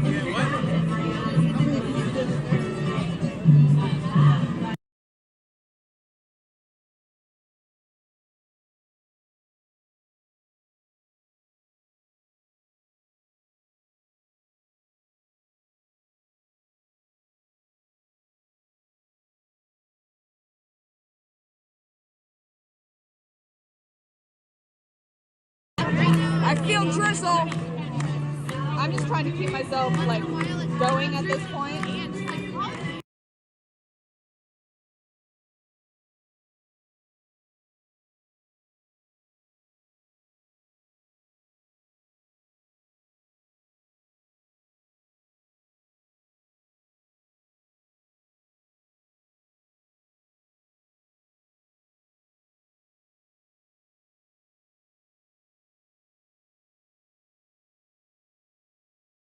saying? I mean, they're going to force this guy out of They're going to force him out of office, but they should have voted. He wouldn't have been there in the first place. Well, there you go. Huh? I agree with it. It's true. A million people can come out and say we don't want him, but like, where was everybody when it came to voting? Like, we wouldn't be here. We wouldn't be here. Like, we wouldn't be here. I'm just 85,000 people. 85,000. Yeah, which is a fraction. Yeah, 80,000 votes. Yeah, and there's like a million people. 5 minutes. I know at this point I gotta stay awake, so I'm just trying to move. The official number is 35,000. Huh? The official number is 85,000. No. Oh, the difference. I was talking about the difference in the vote count. 85,000 people. No, there will not be official crowd estimates unless they come from these organizers. The law enforcement in Washington no longer do them. Because groups always argued over how accurate it was, so they just stopped. Makes sense. It does make sense.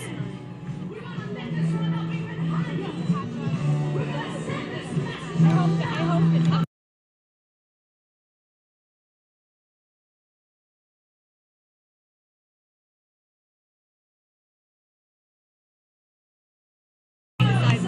we've been to some pretty big Well, this is restricted area.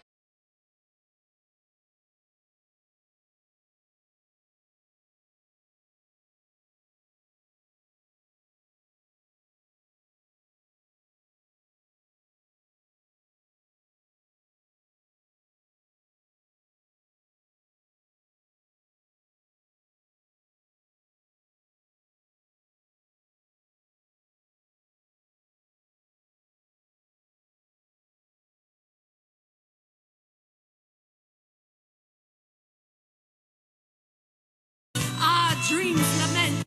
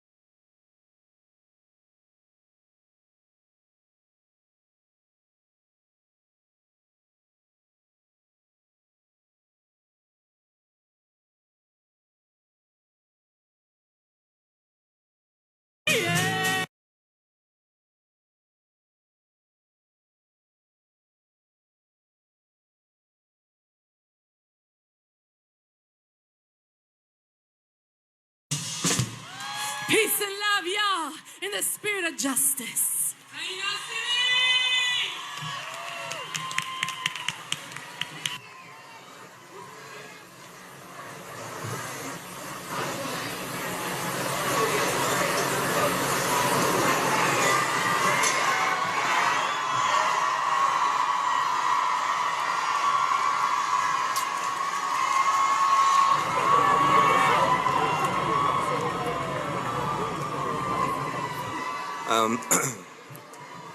My name is Van Jones. I'm with the Love Army.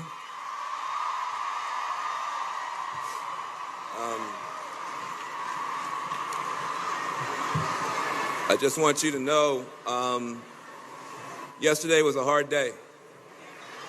And when I saw the president flying away in that helicopter, I felt like something beautiful was dying. And I felt something that we had all worked for and we had all given our hopes and our dreams to was dying. And yet, with every breakdown, a breakthrough is possible. And today, because of you, something beautiful is being reborn in America. Something beautiful is being reborn right here and right now. You know, when we started the Love Army, I'm here as a private in the Love Army. When we started the Love Army, people actually started hating on the Love Army. They said, love, that's some weak stuff. They said, love, I don't want to be a part of some weak love thing. I said, look, if love is weak in your life, that sounds like a personal problem. You need to get off Tinder and get off Grindr and get some real love, because real love is the strongest stuff in the universe, am I right? Real love is the strongest stuff in the universe. The Love Army and this movement is built on that mama bear love. That mama bear loves those cubs. And that mama bear not gonna let you mess with those cubs. And this movement is not gonna let you mess with the Muslims. This movement's not gonna let you mess with the dreamers, President Trump. We're not gonna let you mess with women. We're not gonna let you mess with the earth. We're not gonna let you mess with Black Lives Matter. This movement's based on that kind of love. And let me say something. When you have a movement based on that kind of love, you can talk to people on both sides of the aisle. We love the conservatives enough to tell them that they have to be better conservatives than this. You have to be better conservatives than this. Real conservatives love the Constitution. We have a president who seems to be an authoritarian. Real conservatives stand up for and believe in clean government. We have a president who seems to be committed to a kleptocracy. Real conservatives are patriotic. We have a president that doesn't seem strong for America. He seems weak for Russia. Conservatives, you got to do better than this. Stand up to Trump as conservatives and be better conservatives than this. We love you enough to tell you that. And we also love you enough to say liberals and progressives. We got to be better liberals and better progressives. We do. I'm tired of hearing us say love trumps hate, but sometimes sound more hateful than Trump. I'm tired of us, and I've been guilty of it, putting down all the red state voters and saying that they're all stupid and that they're all uneducated. We have to stop that. Just because somebody made a bad vote doesn't make them a bad person, and it's not going to make us into bad people either. I'm not going to let a bad vote have us become bad people. We're going to fight for them anyhow.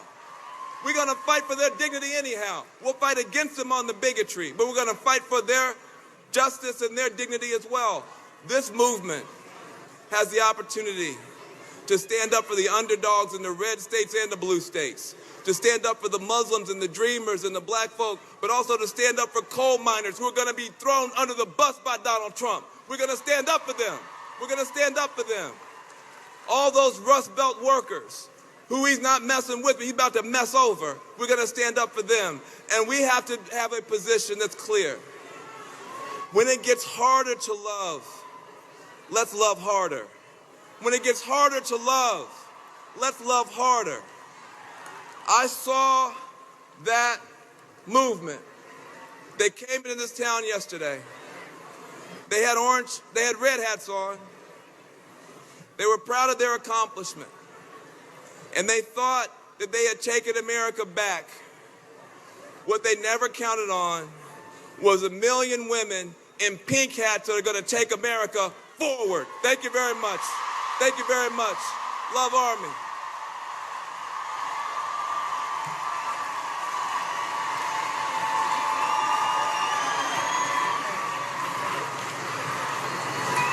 Good afternoon.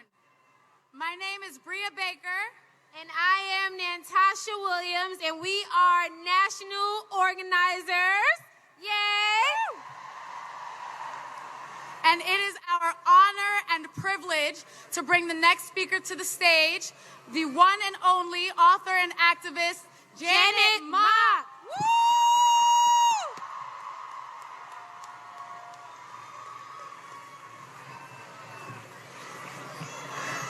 I love you.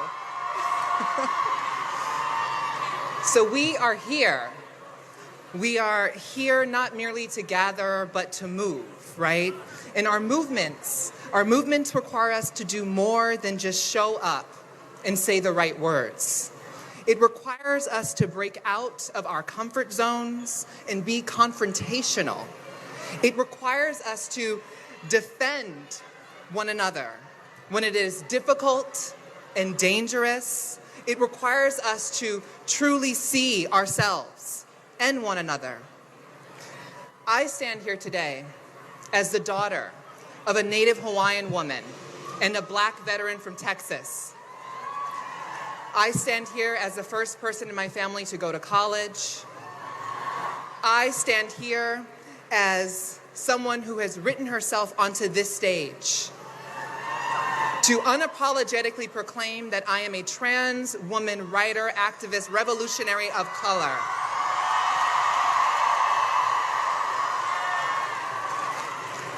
And I stand here today because of the work of my forebears, from Sojourner to Sylvia, from Ella to Audrey, from Harriet to Marcia.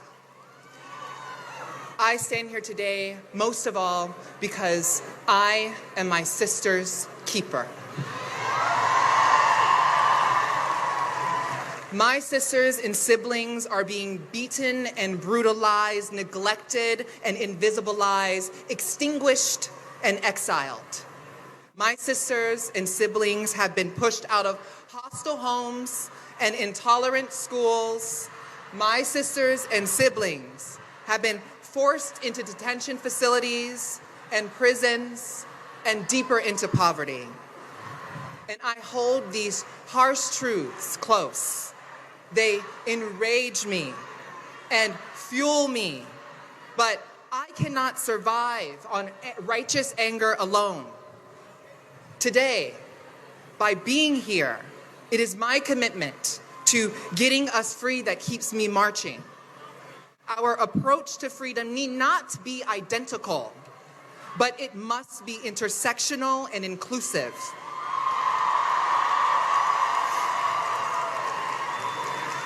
It must extend beyond ourselves.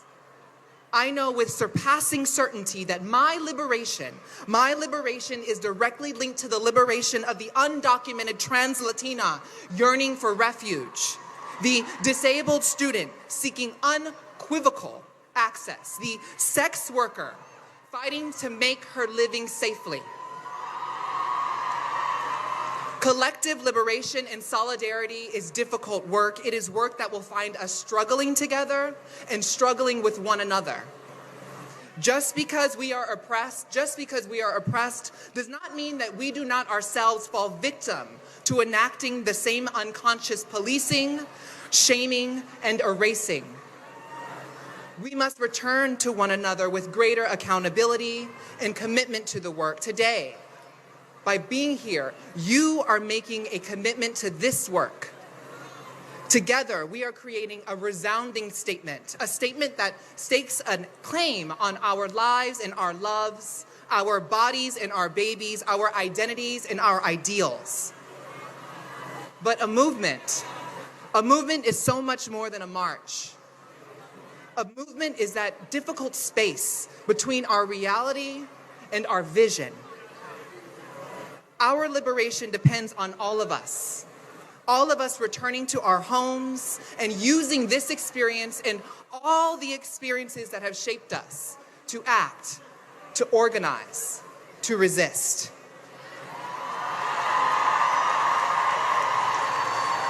Thank you.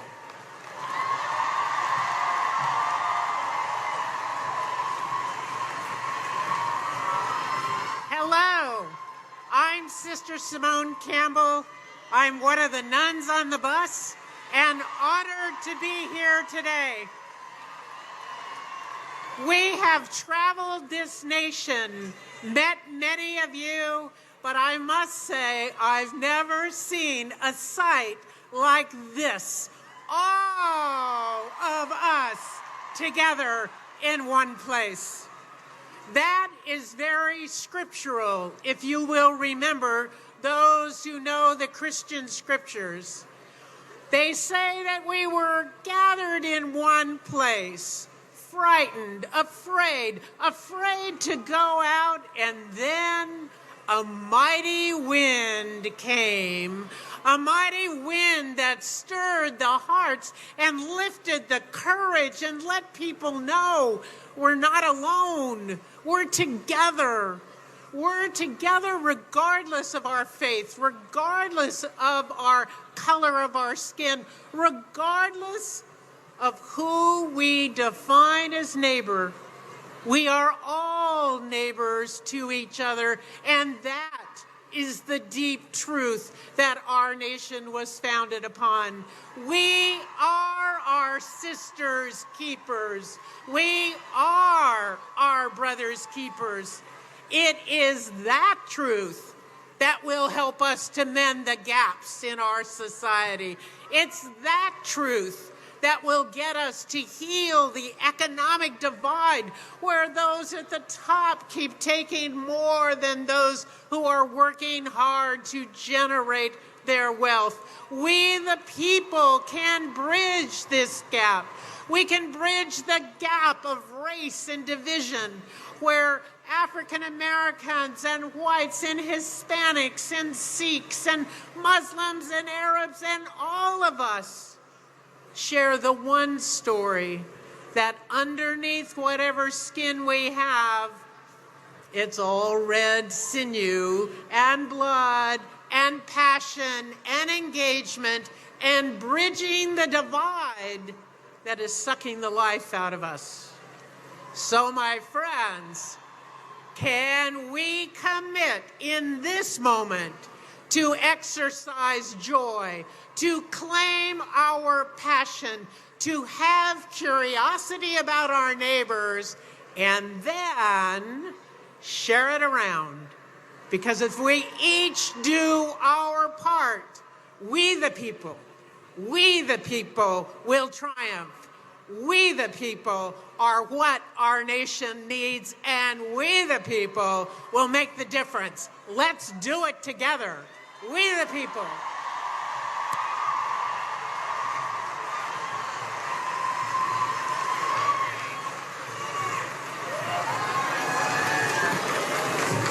Hi! How's everyone doing today? Because we're feeling really good.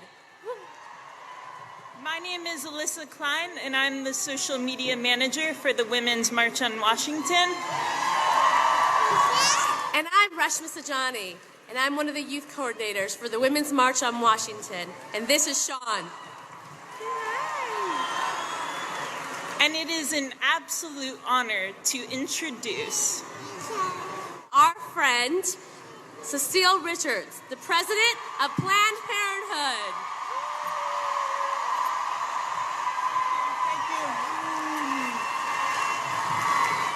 Washington, you are a beautiful sight. It is an honor to be here on behalf of the 1 in 5 women in America who've been to Planned Parenthood for health care. I wish every single one of them could see you. You are a beautiful sight, or for some folks in Congress, a terrifying one.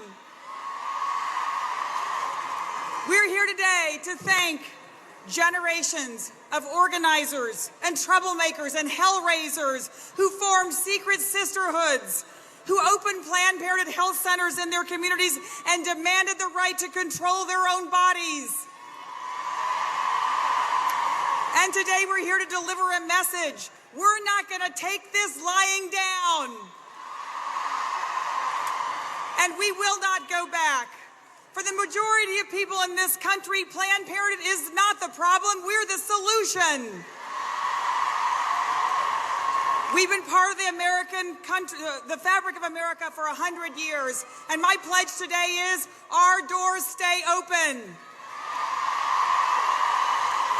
Now is the time for us to link arms together for the right of working women to earn a living wage, for the right of immigrant families to live without fear, for the right of mothers everywhere to raise families, to raise families in safe communities with clean air and clean drinking water, including in Flint, Michigan.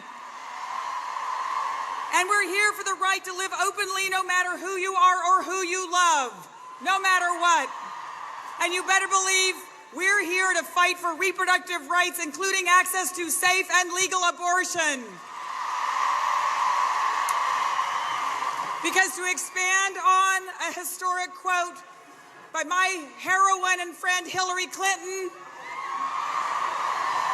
a woman who knows a little something about never giving up, reproductive rights are human rights.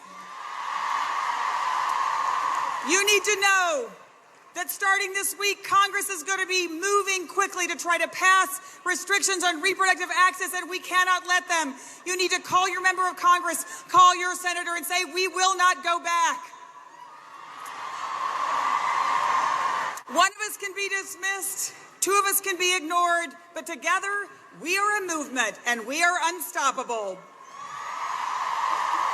It is an honor to do this work alongside inspiring leaders like the woman standing next to me. Please welcome my friend, Kiara Johnson, Executive Director of URGE, Unite for Reproductive and Gender Equity.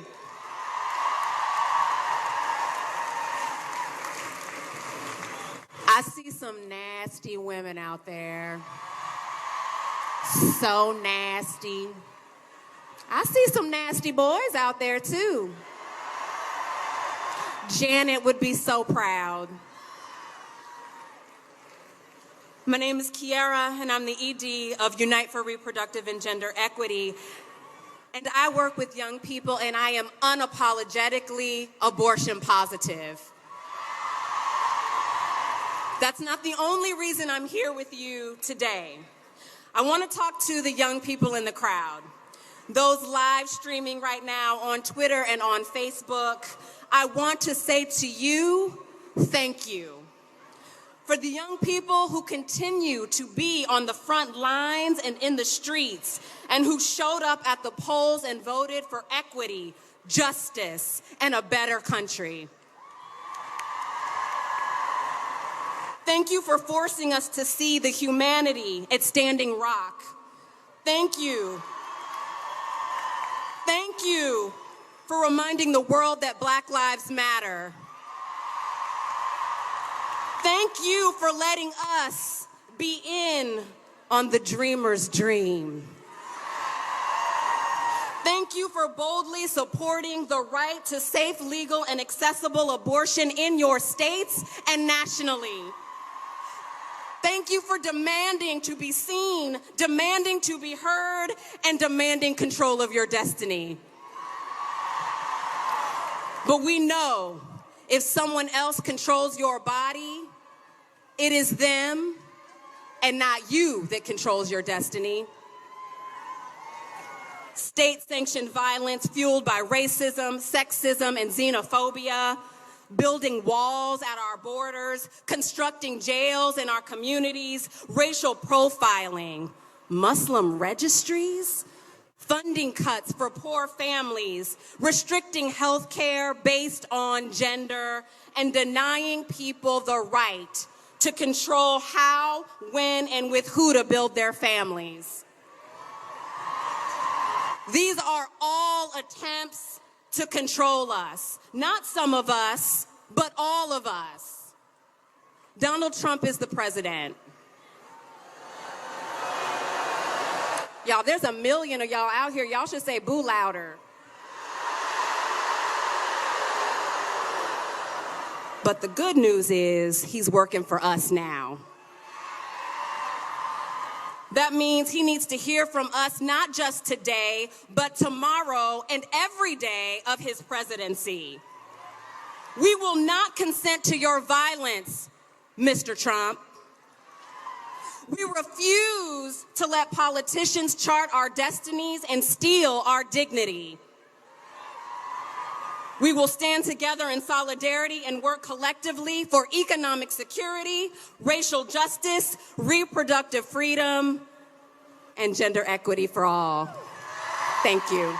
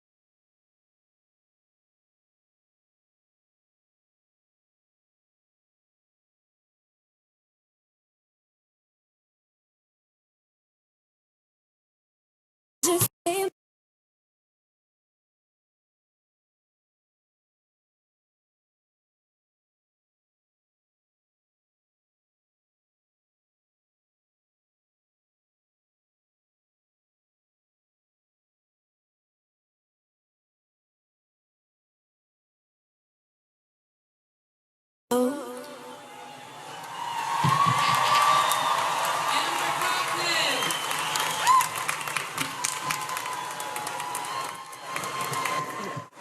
have another announcement. Vanessa Tijerina has been separated from Amos Gonzalez, and you can reunite over on this side of the stage, stage left. Vanessa Tijerina and Amos Gonzalez, please reunite on stage left.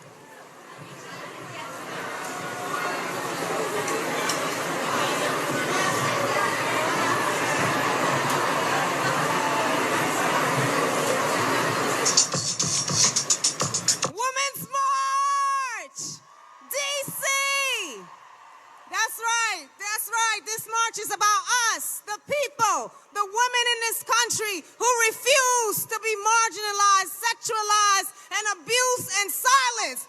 March! My name is Donna Hilton. I'm formerly known as inmate 86G0206. But in this moment, in this movement, I'm here to talk about those women and those girls that society refuses to talk about. They continue to criminalize. They continue to abuse, sexualize, denigrate, and dehumanize. And I stand here today to tell you that we are human, that we are women, and we are you, and you are we, and we count. And who said we couldn't break the ceiling? This is the glass ceiling right now, and from today on, this is our ceiling. And how amazing and wonderful it is to be in this powerful movement of sisterhood. And as we march today, we march in solidarity with millions of women and girls who have been told all their lives that they have no rights, they have no value, and they have no voice. But today, we in solidarity are marching to change that narrative. We are marching to rewrite, reclaim, and reimagine the humanity that has been taken and stripped from these women and girls. And they cannot march with us today, but they're here. 5 years ago, I was released from prison after serving 27 years. I thought that would get you. And when I walked out those gates of prison, I made a promise to those women who are our friends, our neighbors, our sisters, that I would do all that I could do to tell their story, tell their narratives, and to tell their truth. So today, in solidarity as inmate 86G0206, I call into this moment, into this movement, Judy Clark, Teresa Holland, Pamela Smart, Rosalind Smith. I call into this moment Alice Johnson, Sandra Rucker, Michelle West. I call into this moment, this movement, all those women who have been overlooked, marginalized, sexualized, dehumanized, and silenced. Today, we march in solidarity to be their voice. We are their voice. We are changing that narrative today. We are changing what has been said and used to denigrate and to vilify and to silence them. Today, we march to humanize women and every woman and girl in our country and across the world. Today, you march alongside those of us from the Women in Justice Project, Eve Ensslin, 1 Billion Rising and V-Day, the Center for Justice, and the National Council for Incarcerated and Formerly Incarcerated Women and Girls. Join us. Join us. As we continue to march and walk, let's walk in our greatness because we're beautiful, we are amazing, and we are not silent anymore. Today, we, all of us, my voice, your voice, our voice is one voice. one voice, and together that voice is powerful. My name is Donna Hilton, and this is what democracy looks like.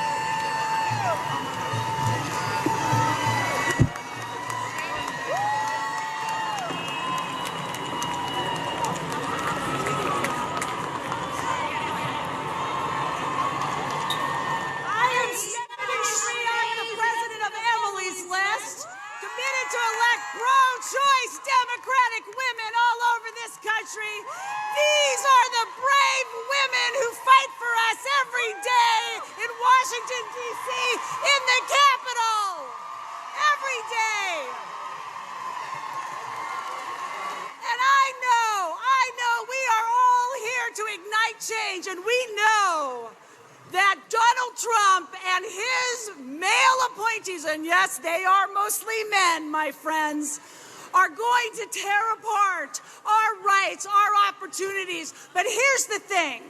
You should be the ones writing the laws. You should be the ones writing the policies. And at Emily's List, we will stand with you. So here's the thing. We got two choices, my friends. We either run for office or we support a sister who is running for office. That's what we're going to do, and together we are going to win. Let me introduce our brand new fabulous senator from California, Senator Kamala Harris.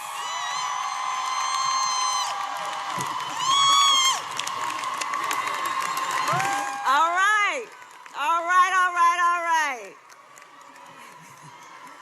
What a beautiful sight I see. What do my eyes behold? This is an extraordinary day, and we all should be extremely, extremely proud. So here's the deal. I believe we are at an inflection point in the history of our country. I believe this is a moment in time that is a pivotal moment in the history of our country. I think of this as being a moment in time similar to that moment in time when my parents met when they were active in the civil rights movement as students at the University of California, Berkeley in the 1960s. It's a moment in time that is similar to a moment in time many of us have experienced in our personal lives. You know, when that circumstance and situation required us to look in a mirror, and with furrowed brow, we asked the question, who are we?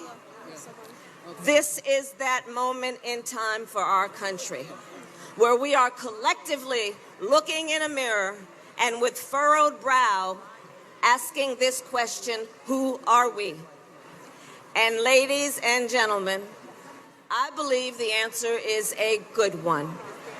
Imperfect though we may be, I believe we are a great country. And part of what makes us great is we are a nation that was founded on certain ideals.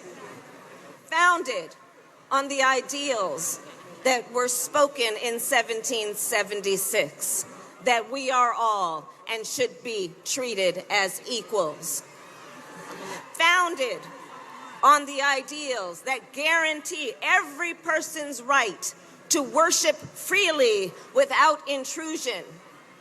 Founded on ideals, where our immigrant communities represent the heart and soul of what it means to be an American.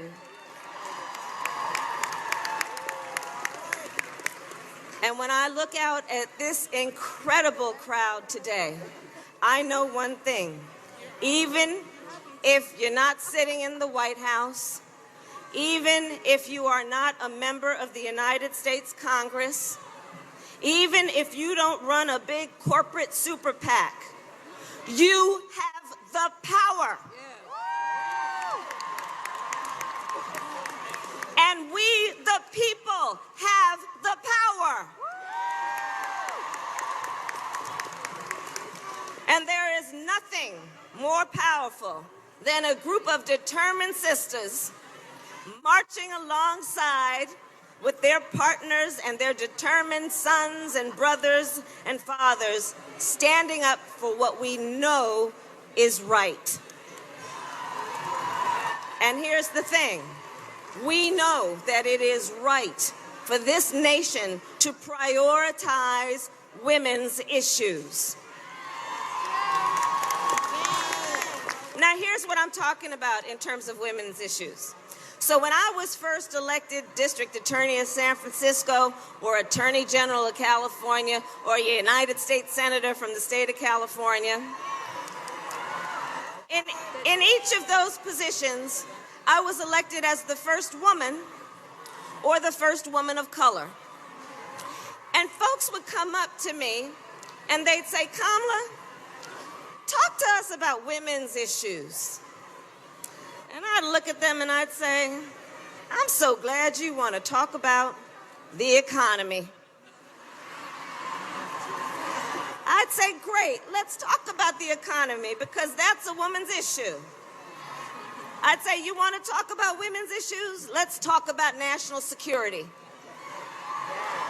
You want to talk about women's issues? That's fantastic. Let's talk about health care. Let's talk about education. Let's talk about criminal justice reform. Let's talk about climate change. Because we all know the truth. If you are a woman trying to raise a family, you know that a good paying job is a woman's issue. If you're a woman who is an immigrant who does not want her family torn apart, you know that immigration reform is a woman's issue.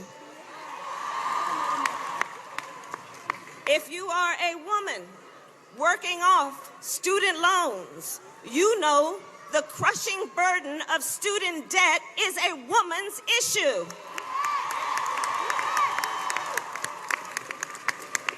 If you are a black mother trying to raise a son, you know black lives is a woman's issue.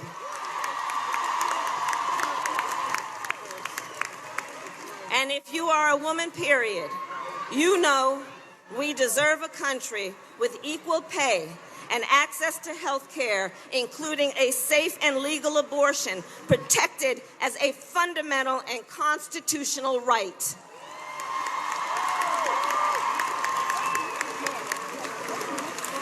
So all of this is to say, my sisters and brothers, that we are tired as women of being relegated to simply being thought of as a particular constituency or demographic. We together are powerful, and we are a force that cannot be dismissed or written off onto the sidelines. But I've got to tell you what we all know is this. We've got our work cut out for us, and it's going to get harder before it gets easier.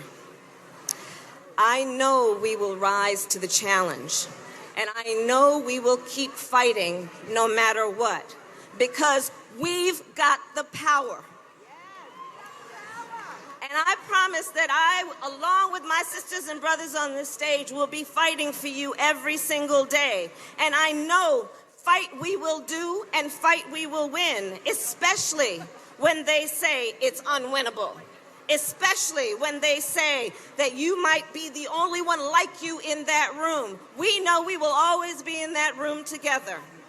So, in closing, here's how I think we should be thinking about today. This was a day for all of us to come together in our nation's capital, to be seen, to be heard, to be felt. Today is also a day we must recommit our power and our purpose, and let's make today a beginning. Let's buckle in, because it's going to be a bumpy ride, and then let's go back to Ohio and New York and Florida and California, and let's get to work.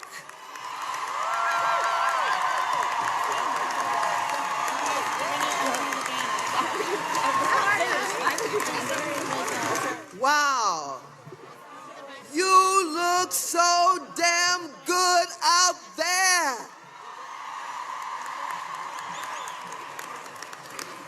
I am here because I have a message. I want to ask Donald John Trump, are you disturbed that over 250,000 people, mostly women, led by women, are here in Washington today? And you know that we're here rallying and protesting against your presidency. Let me tell you further why we are here. Your words, your actions have shown us that you don't respect us, that both you and all of your nominees for your cabinet post are dangerous for us and all of our families. I want to talk to you about those nominees and why they are dangerous. First of all, you have just Jeff Sessions. Sessions has a history. Whoa! He has a history of racism. He voted against Women Against Violence Act. He threatened civil rights workers who were just trying to register people to vote. And what about that Bessie Davos? A billionaire who he is picking to head education, who's never seen the inside of a classroom. She has no experience. She has no background. That's dangerous for our children. And what about that ex-CEO of Exxon, Tillerson? Oh, he's a big friend of Putin and the Kremlin. And we know that he hid the reports on climate change so that we would not know what Exxon was doing to us and our families. Oh, we know about your nominees, Mr. Trump. And then there is Steve Mnuchin, the foreclosure king, the predatory lender. He foreclosed on over 36,000 families, and he put them out on the street. Well, Donald, we are here to tell you that we want you and Bannon to stop sending those dog whistles to white supremacists.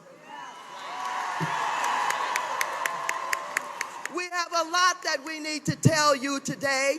We're here because we want equal pay for equal women. And Donald, in the final analysis, you better keep your hands off of Planned Parenthood. And so, Donald, while we are concerned, we are rallying and we are protesting, you don't intimidate us. You don't scare us.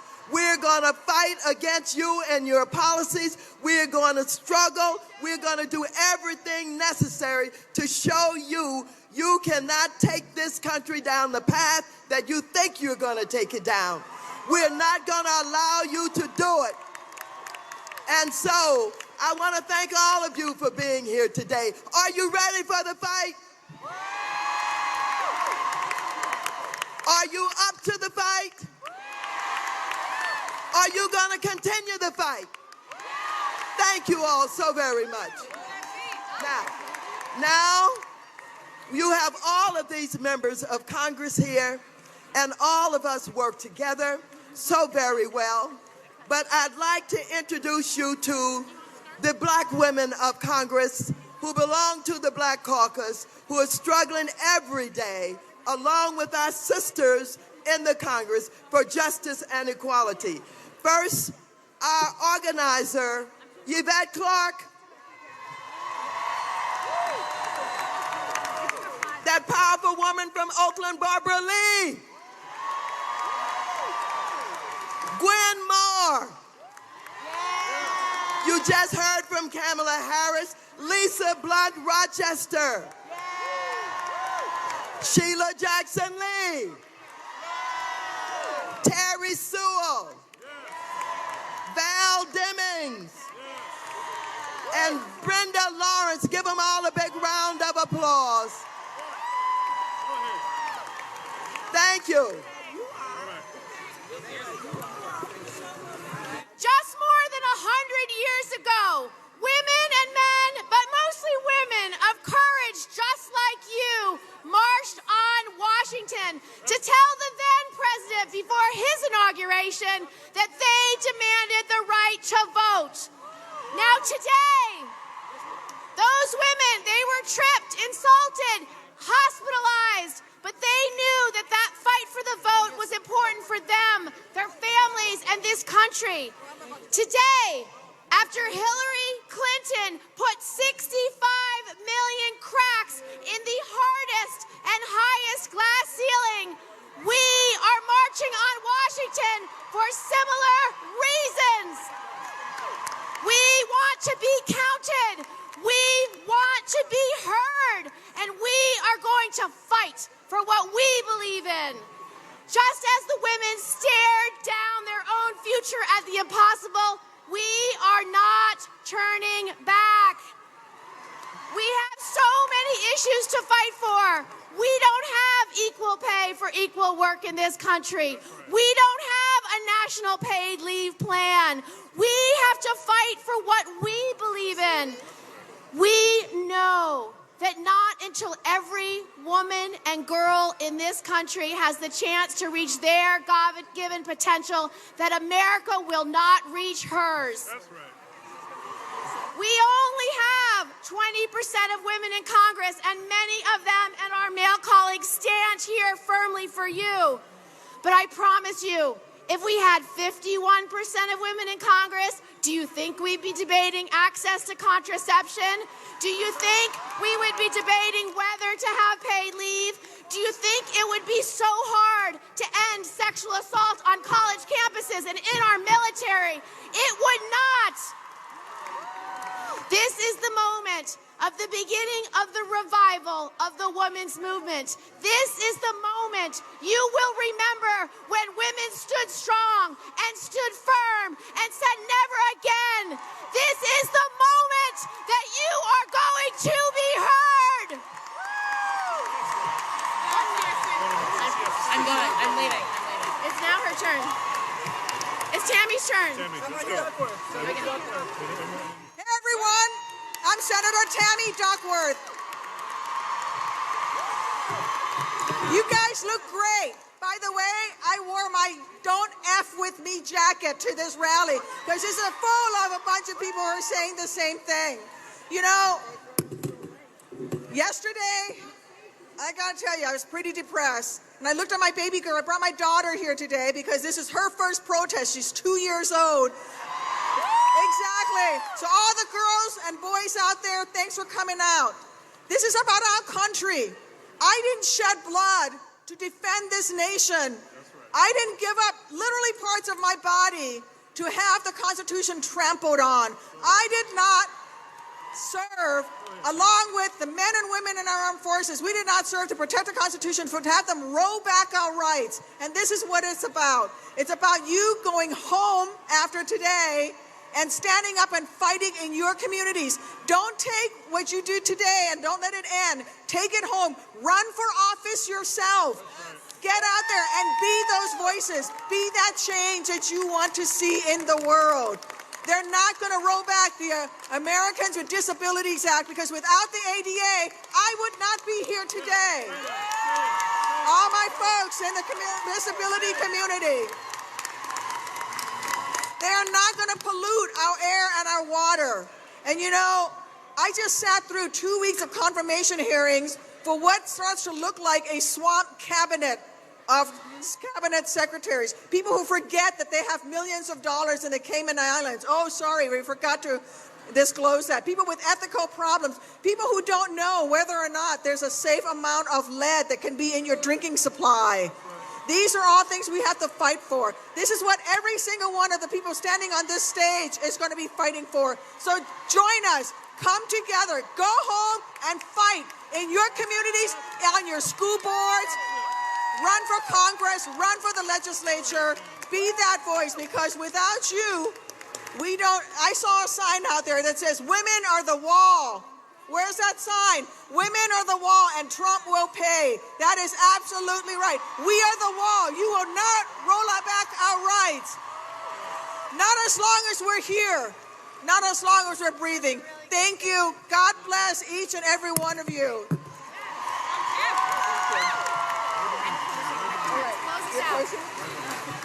I'm Elise Hogue. I'm the president of NARAL Pro-Choice America, and we're proud sponsors of this march. We have one message for Donald Trump. We will not be punished for owning our lives. Y'all are beautiful. Have a great day. My name is Ashley Love, and I just quickly wanted to say that all Black lives matter, including women. Thanks so much. Thank you so much. Thank you, honey. When I say people, you say power. People. People. Fist up for Angela. Hands off Asada. Rest in power, Maya. Audra took us higher. Fannie Lou, Ella, NOI, and the Panthers. I thank God for Michelle Alexander. My mama raised me all by herself. Her left hand and her right hand was a help. As a man, I could never understand how she felt. Fuck white supremacy, white privilege, and white wealth.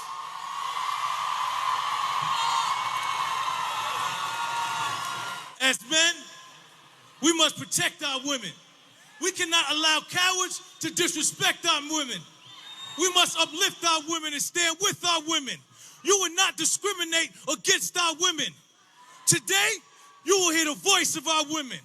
You will not take away freedom of choice from our women. Every day, you should be trying to repay our women, because it's because of our women that I am a man.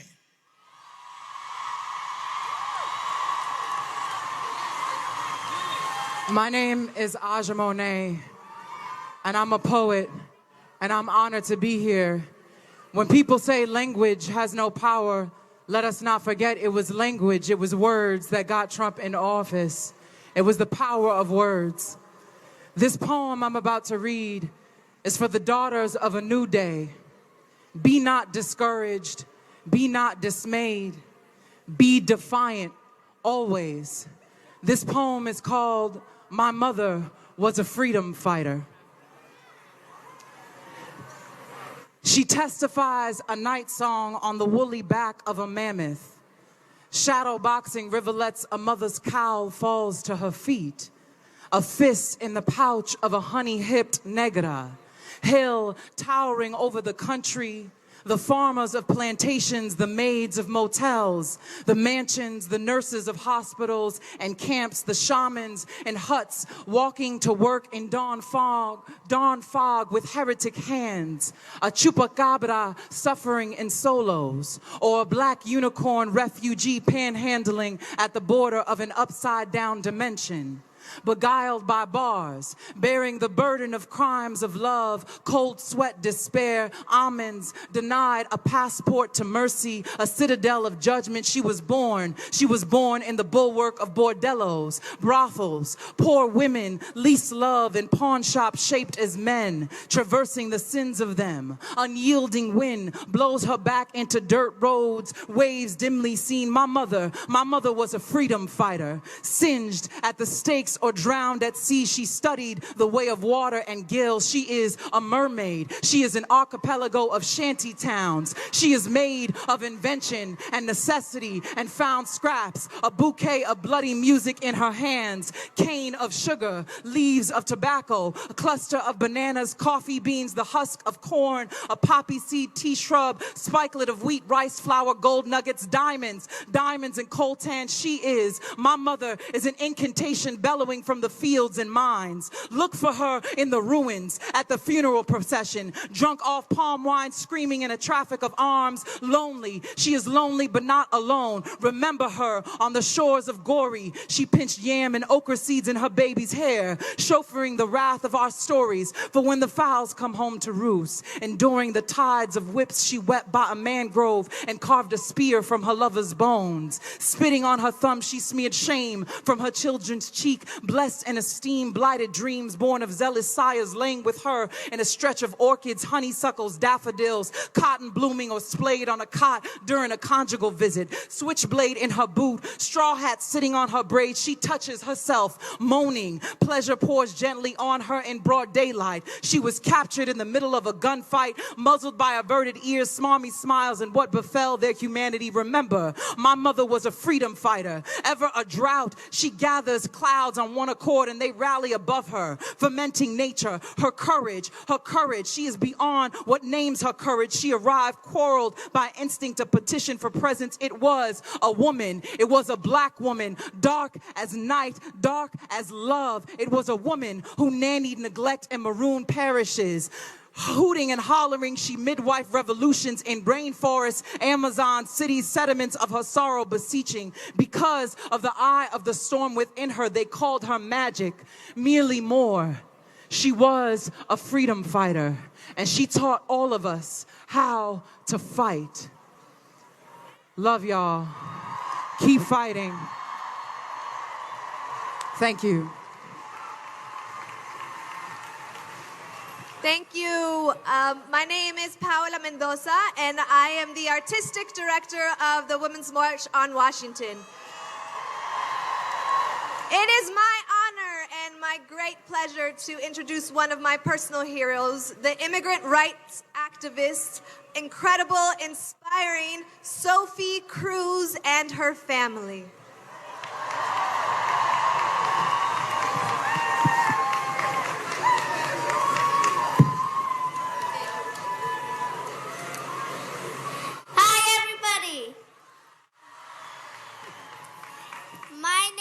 Sophie Cruz. We are here together, making a chain of love to protect our families. Let us fight with love, faith, and courage so that our families will not be destroyed.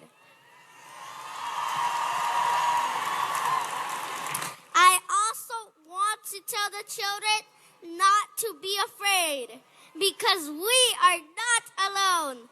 There are still many people that have their hearts filled with love and tenders to snuggle in this path of life. Let's keep together and fight for the rights. God is with us.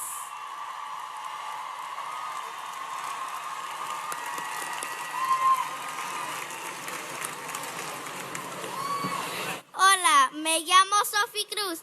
Estamos aquí juntos haciendo una cadena de amor para proteger a nuestras familias. Por favor, les pido a todos que luchemos con amor, con fe y con valentía para que no se destruyan nuestras familias.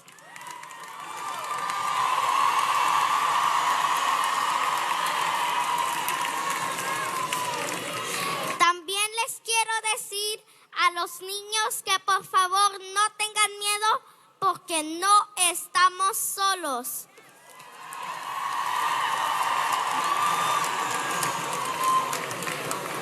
Son muchas las personas que tienen el corazón lleno de amor y de ternura para abrazarnos en este camino de la vida. Luchemos por lo justo. Dios está con nosotros. Sí se puede, sí se puede, sí se puede, sí se puede, sí se puede, sí se puede, sí se puede, sí se puede.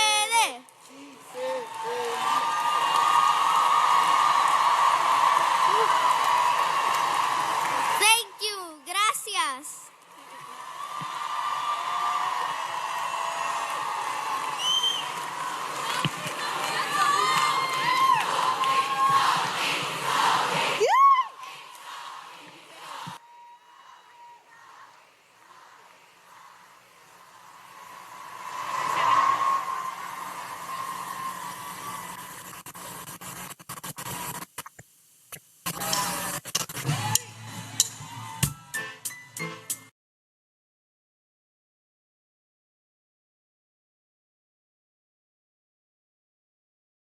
Upon you.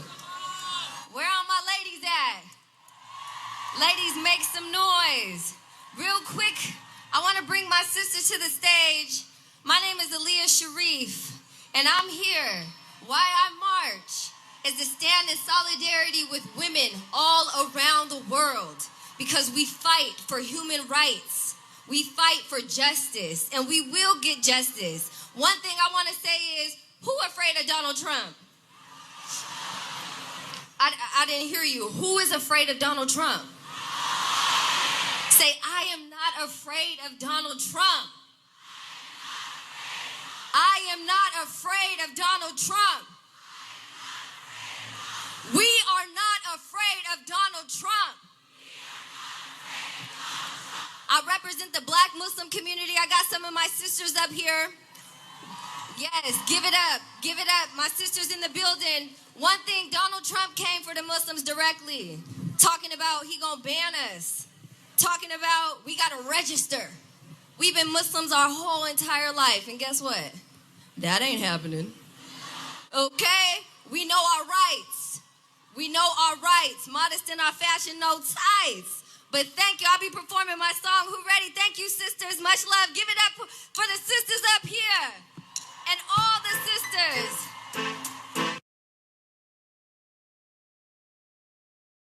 Listen.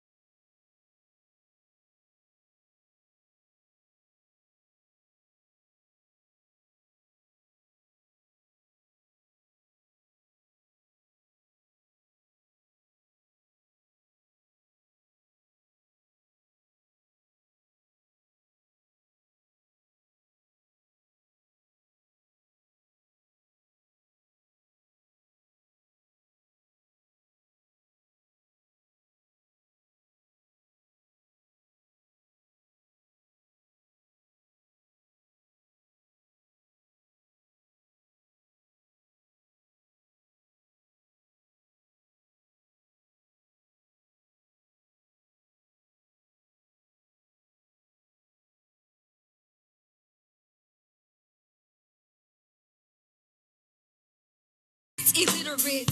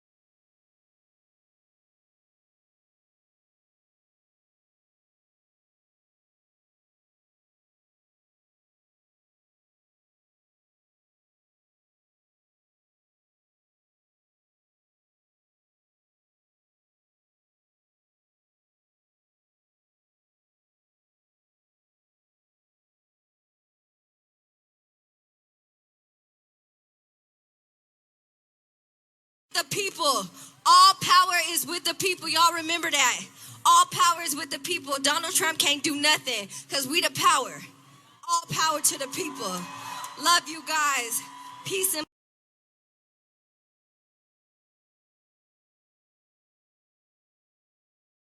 blessings. Say her name. Have you been to the gynecologist yet? That was the question my mom asked me at 15 when I informed her about a change that I had noticed in my body. Now, I'd like to start off by saying I am not by nature a particularly private person, but by profession I am extremely private. I'm not the type to divulge facts about my personal life. I am fiercely protective of my family, and I have no social media presence. But I feel that in the face of this current political climate, it is vital that we all make it our mission to get really, really personal. So yes, at 15, I had been to a gynecologist. I was living in New York City and had visited a Planned Parenthood there. My mother moved to California a few years before. My brother Hunter and I were living with my father. And at 15, I had been working in the entertainment industry for 8 or so years and had been fortunate enough to be eligible for private health insurance through my union. Our family struggled financially. We'd been on public assistance for several years, and I was primarily responsible for making my own doctor's appointments. But still, I was nervous about taking this next stride towards womanhood, and it was actually my clinician at Planned Parenthood who suggested I speak with my pediatrician if I was seeking a referral. She was compassionate and professional and told me that she was happy to treat me for regular checkups and when the time came, for STD and cancer screenings. No judgment, no questions asked. Planned Parenthood provided a safe place where I could be treated with gentle guidance. Now, I may have been 15 and surprisingly self-sufficient, but I'm sure there isn't one person here who has not been helped by Planned Parenthood directly or otherwise. When I knew I was coming to speak on behalf of women's reproductive and health issues, every single one of my girlfriends had a story about Planned Parenthood. They saved me so many times. One of my best girlfriends confided in me, saying, "They saved my ass and some other parts too." When I found out I had precancerous signs I never would have known about without my annual checkups, and her speech grew more emphatic and emotional as she described how the organization had helped her decide between treatment options. She was able to make some difficult decisions, deciding what was right for her body, and her then partner without anyone else's interference. My sister also used Planned Parenthood services for years after moving states. She'd been living her whole life in New York City, pursuing her dream to move to California. She had no contacts and no health insurance, but was able to regularly see a doctor at a Planned Parenthood clinic for screenings, advice, birth control, and checkups. For the more than 2.5 million patients a year that rely on Planned Parenthood services for cancer and STD screenings, birth control, safe abortion, and pregnancy planning, these are uncertain and anxious times. Lawmakers in 24 states have tried to block patients from receiving care at Planned Parenthood. Congress has voted to limit access to reproductive services 9 times. Boo. Yes, boo. There are very real and devastating consequences to limiting access to what should be considered basic health care. For millions of Americans, Planned Parenthood is often the only trustworthy and affordable clinic providing safe education, sex education, safe abortion, and life-saving services. President Trump, I did not vote for you.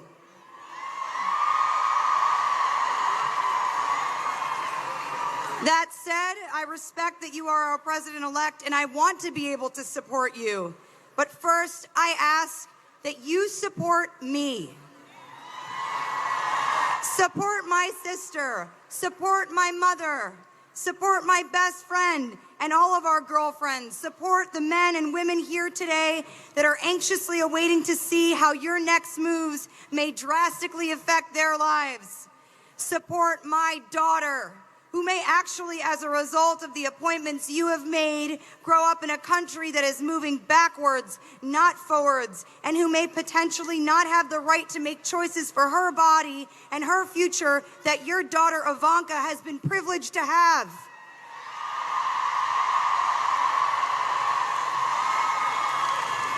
I ask you to support all women and our fight for equality in all things, including the fight to be recognized as individuals who know better for ourselves what is right for our bodies, better than any elected official, popular or otherwise.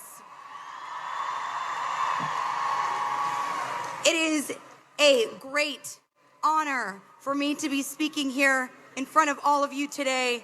After the result of this November's election, I felt as a woman, as an American citizen, a great weight bearing down on my shoulders, the feeling that the near future would present many obstacles, confrontation, and division.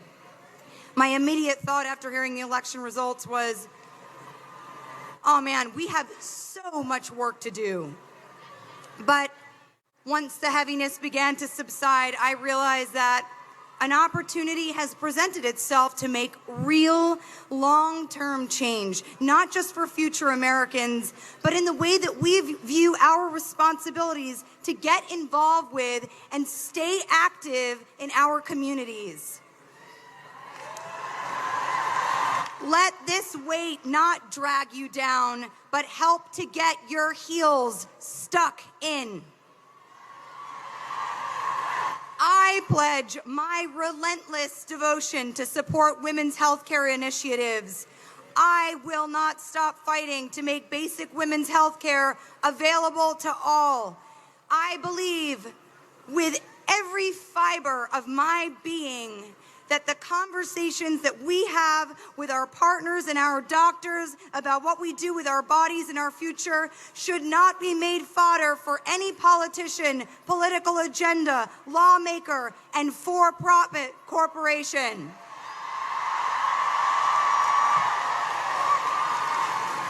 We must stand up for what are our basic human rights and always move forward, never backwards. The current political administration benefits from taking the power away from us. Don't give up your power. Don't let the feelings of helplessness make you complacent. I urge you all to make a difference on the ground.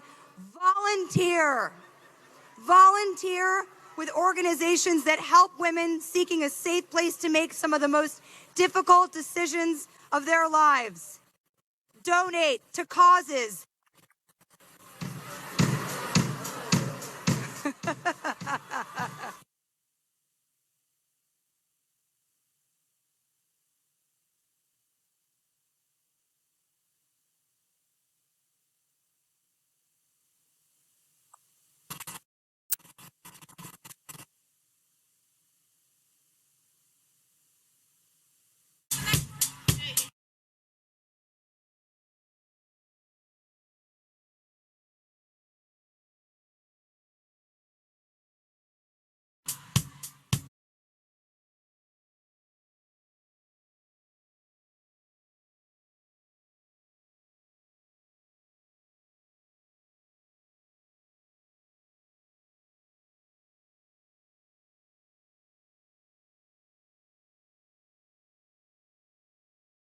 Perez, and I am the Executive Director of the Gathering for Justice. I am truly humbled to join and serve you as one of the national co-chairs of the Women's March, alongside my sistren, Tamika Mallory, Linda Sarsour, and Bob Bland, as well as the many, many people who have worked so hard to make today happen. Thank you. I stand here as a Chicana Mexican-American woman, as a daughter and granddaughter of farm workers, as a family member of incarcerated and undocumented people, as a survivor of domestic violence, as a woman who knows pain and who has transformed her pain into gifts. Gifts that have allowed me to see light in the darkest places. For 20 years, I have worked in America's prisons. I have seen families being torn apart, locked up in cages, many stripped of their rights, their freedoms, and ultimately their lives. And the majority are Black and brown, including women, women who I call sisters. This has to end. This will end because of you, because of us. Today, I join you all and raise my voice loud and clear to say we had had enough. We know what the problems are. We know who our enemy is. We know what the injustice have done to us and those we love. But to overcome them, we have to stand in solidarity. We have to listen to each other and know that we always have more to learn. To protect each other, we don't always have to agree, but we have to organize and stand together. We must remember that unity of action does not mean that we have to be unanimous in thought, but that injury to one is injury to all. I am reminded of the words of my mentor and boss, Harry Belafonte. Those who are working towards the liberation of our people are only subject to friendship and support. Those who are being divisive are playing the enemy's game. And so our responsibility is to find our way. There's an entry point for all of us to be involved in this movement. So get involved, stay involved, and keep your eyes on the prize. Know that those closest to the problem are also closest to the solution. Trust them. Stand with them in your actions. Because I believe what Fannie Lou Hamer said, when I liberate myself, I liberate others. And if you don't speak, ain't nobody gonna speak on behalf of you. And to those threatening us and our livelihood, I say, si no nos dejan soñar, no los vamos a dejar dormir. If they don't let us dream, we will not let you sleep. We stand here on day one of the new administration, refusing to let them sleep, not for 1 second. We will hold all our officials, whether elected or appointed, accountable. There are some in this country who say we should adjust to work with and adjust to hatred.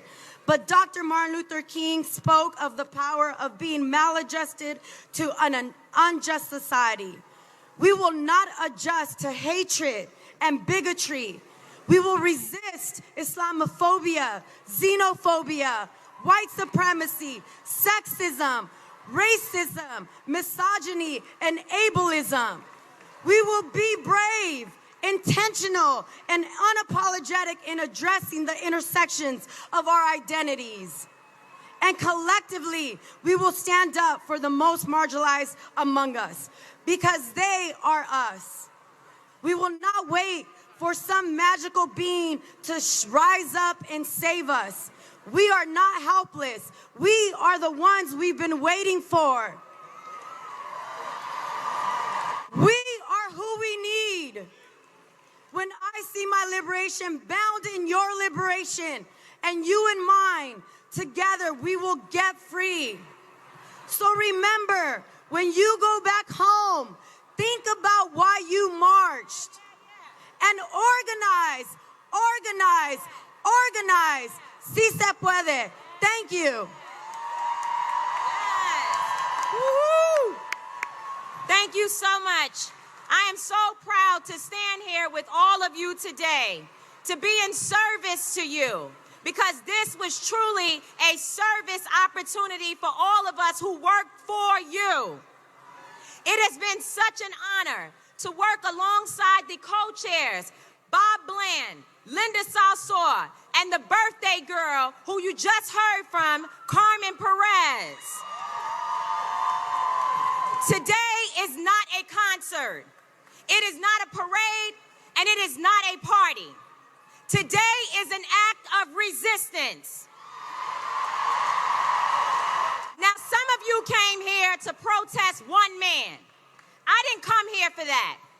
I came here to address those of you who say you are of good conscience. To those For lower back pain sufferers, the search for relief often leads to places like this, or this. Today, there's a new option. Introducing drug-free Aleve Direct Therapy, a TENS device with high-intensity power that uses technology once only available in doctors' offices. Its wireless remote lets you control the intensity and helps you get back to things like this, or this, and back to being yourself. Introducing new Aleve Direct Therapy. Find yours in the pain relief aisle. To our world. I stand here as a black woman, the descendant of slaves. My ancestors literally nursed our slave masters. Through the blood and tears of my people, we built this country. America cannot be great without me, you, and all of us who are here today. Today you may be feeling aggrieved, but know that this country has been hostile to its people for a long time.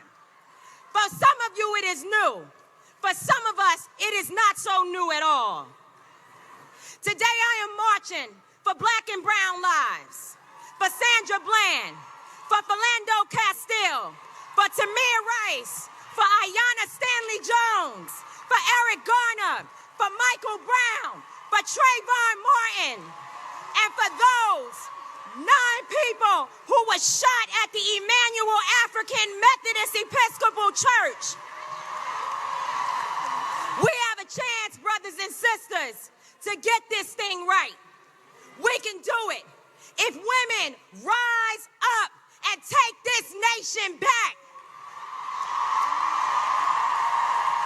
When you go back home, remember how you felt. What made you that instinct, that gut that said, I gotta get on a bus, a plane, a train, no matter what, to protect my children?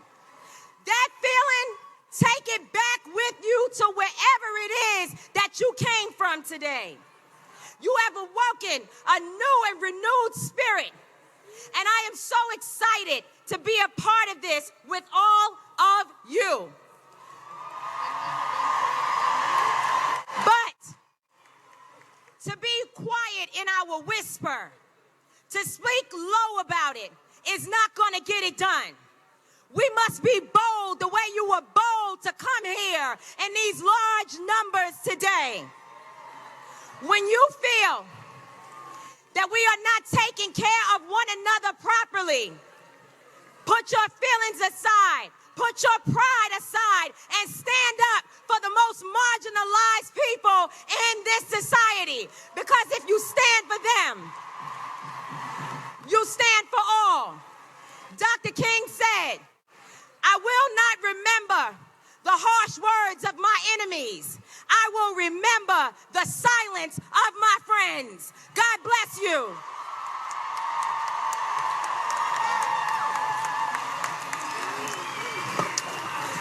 Assalamu alaikum, may peace be upon you, brothers and sisters.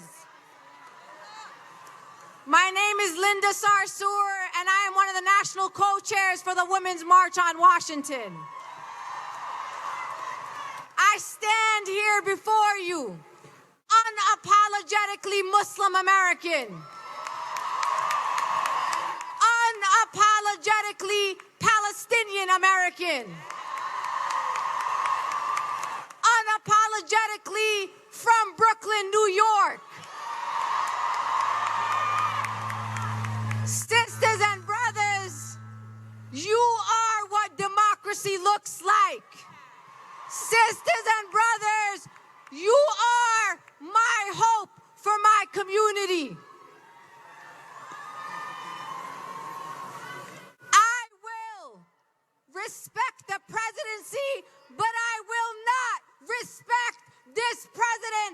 United States of America. I will not respect an administration that won an election on the backs of Muslims and black people and undocumented people and Mexicans and people with disabilities and on the backs of women.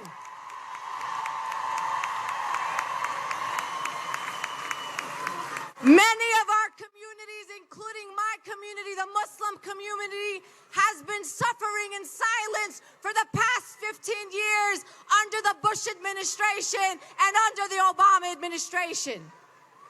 The very things that you were outraged by during this election season, the Muslim registry programs, the banning of the Muslims, the dehumanization of the communities that I come from, that has been our reality for the past 15 years. Sisters and brothers, if you have come here today as your first time at a march, I welcome you.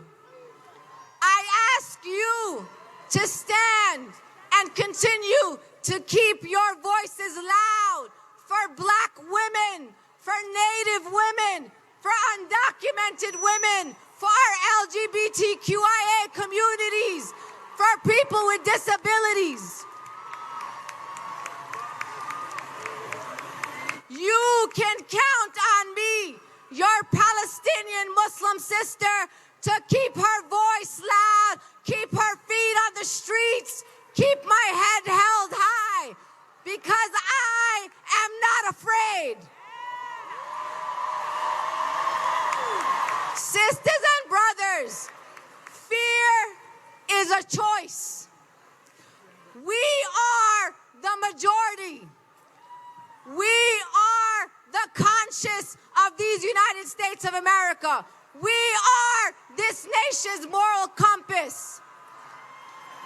If you want to know if you are going the right way, follow women of color, sisters and brothers. We know where we need to go, and we know where justice is, because when we fight for justice, we fight for it for all people, for all our communities.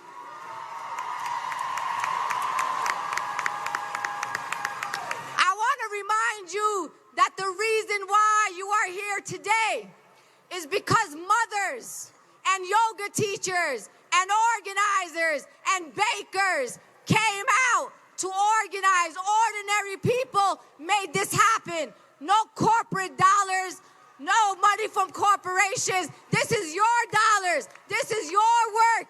This is you made this happen. I am honored to stand here today on the stage as a national co-chair with Tamika and Carmen, who are my sisters, but also with my family, because I organize for my mother, I march for my daughters and all my children. But most of all, I am my Palestinian grandmother who lives in occupied territories, wildest dreams, sisters and brothers, and I'm so proud to be here with all of you. Justice for all.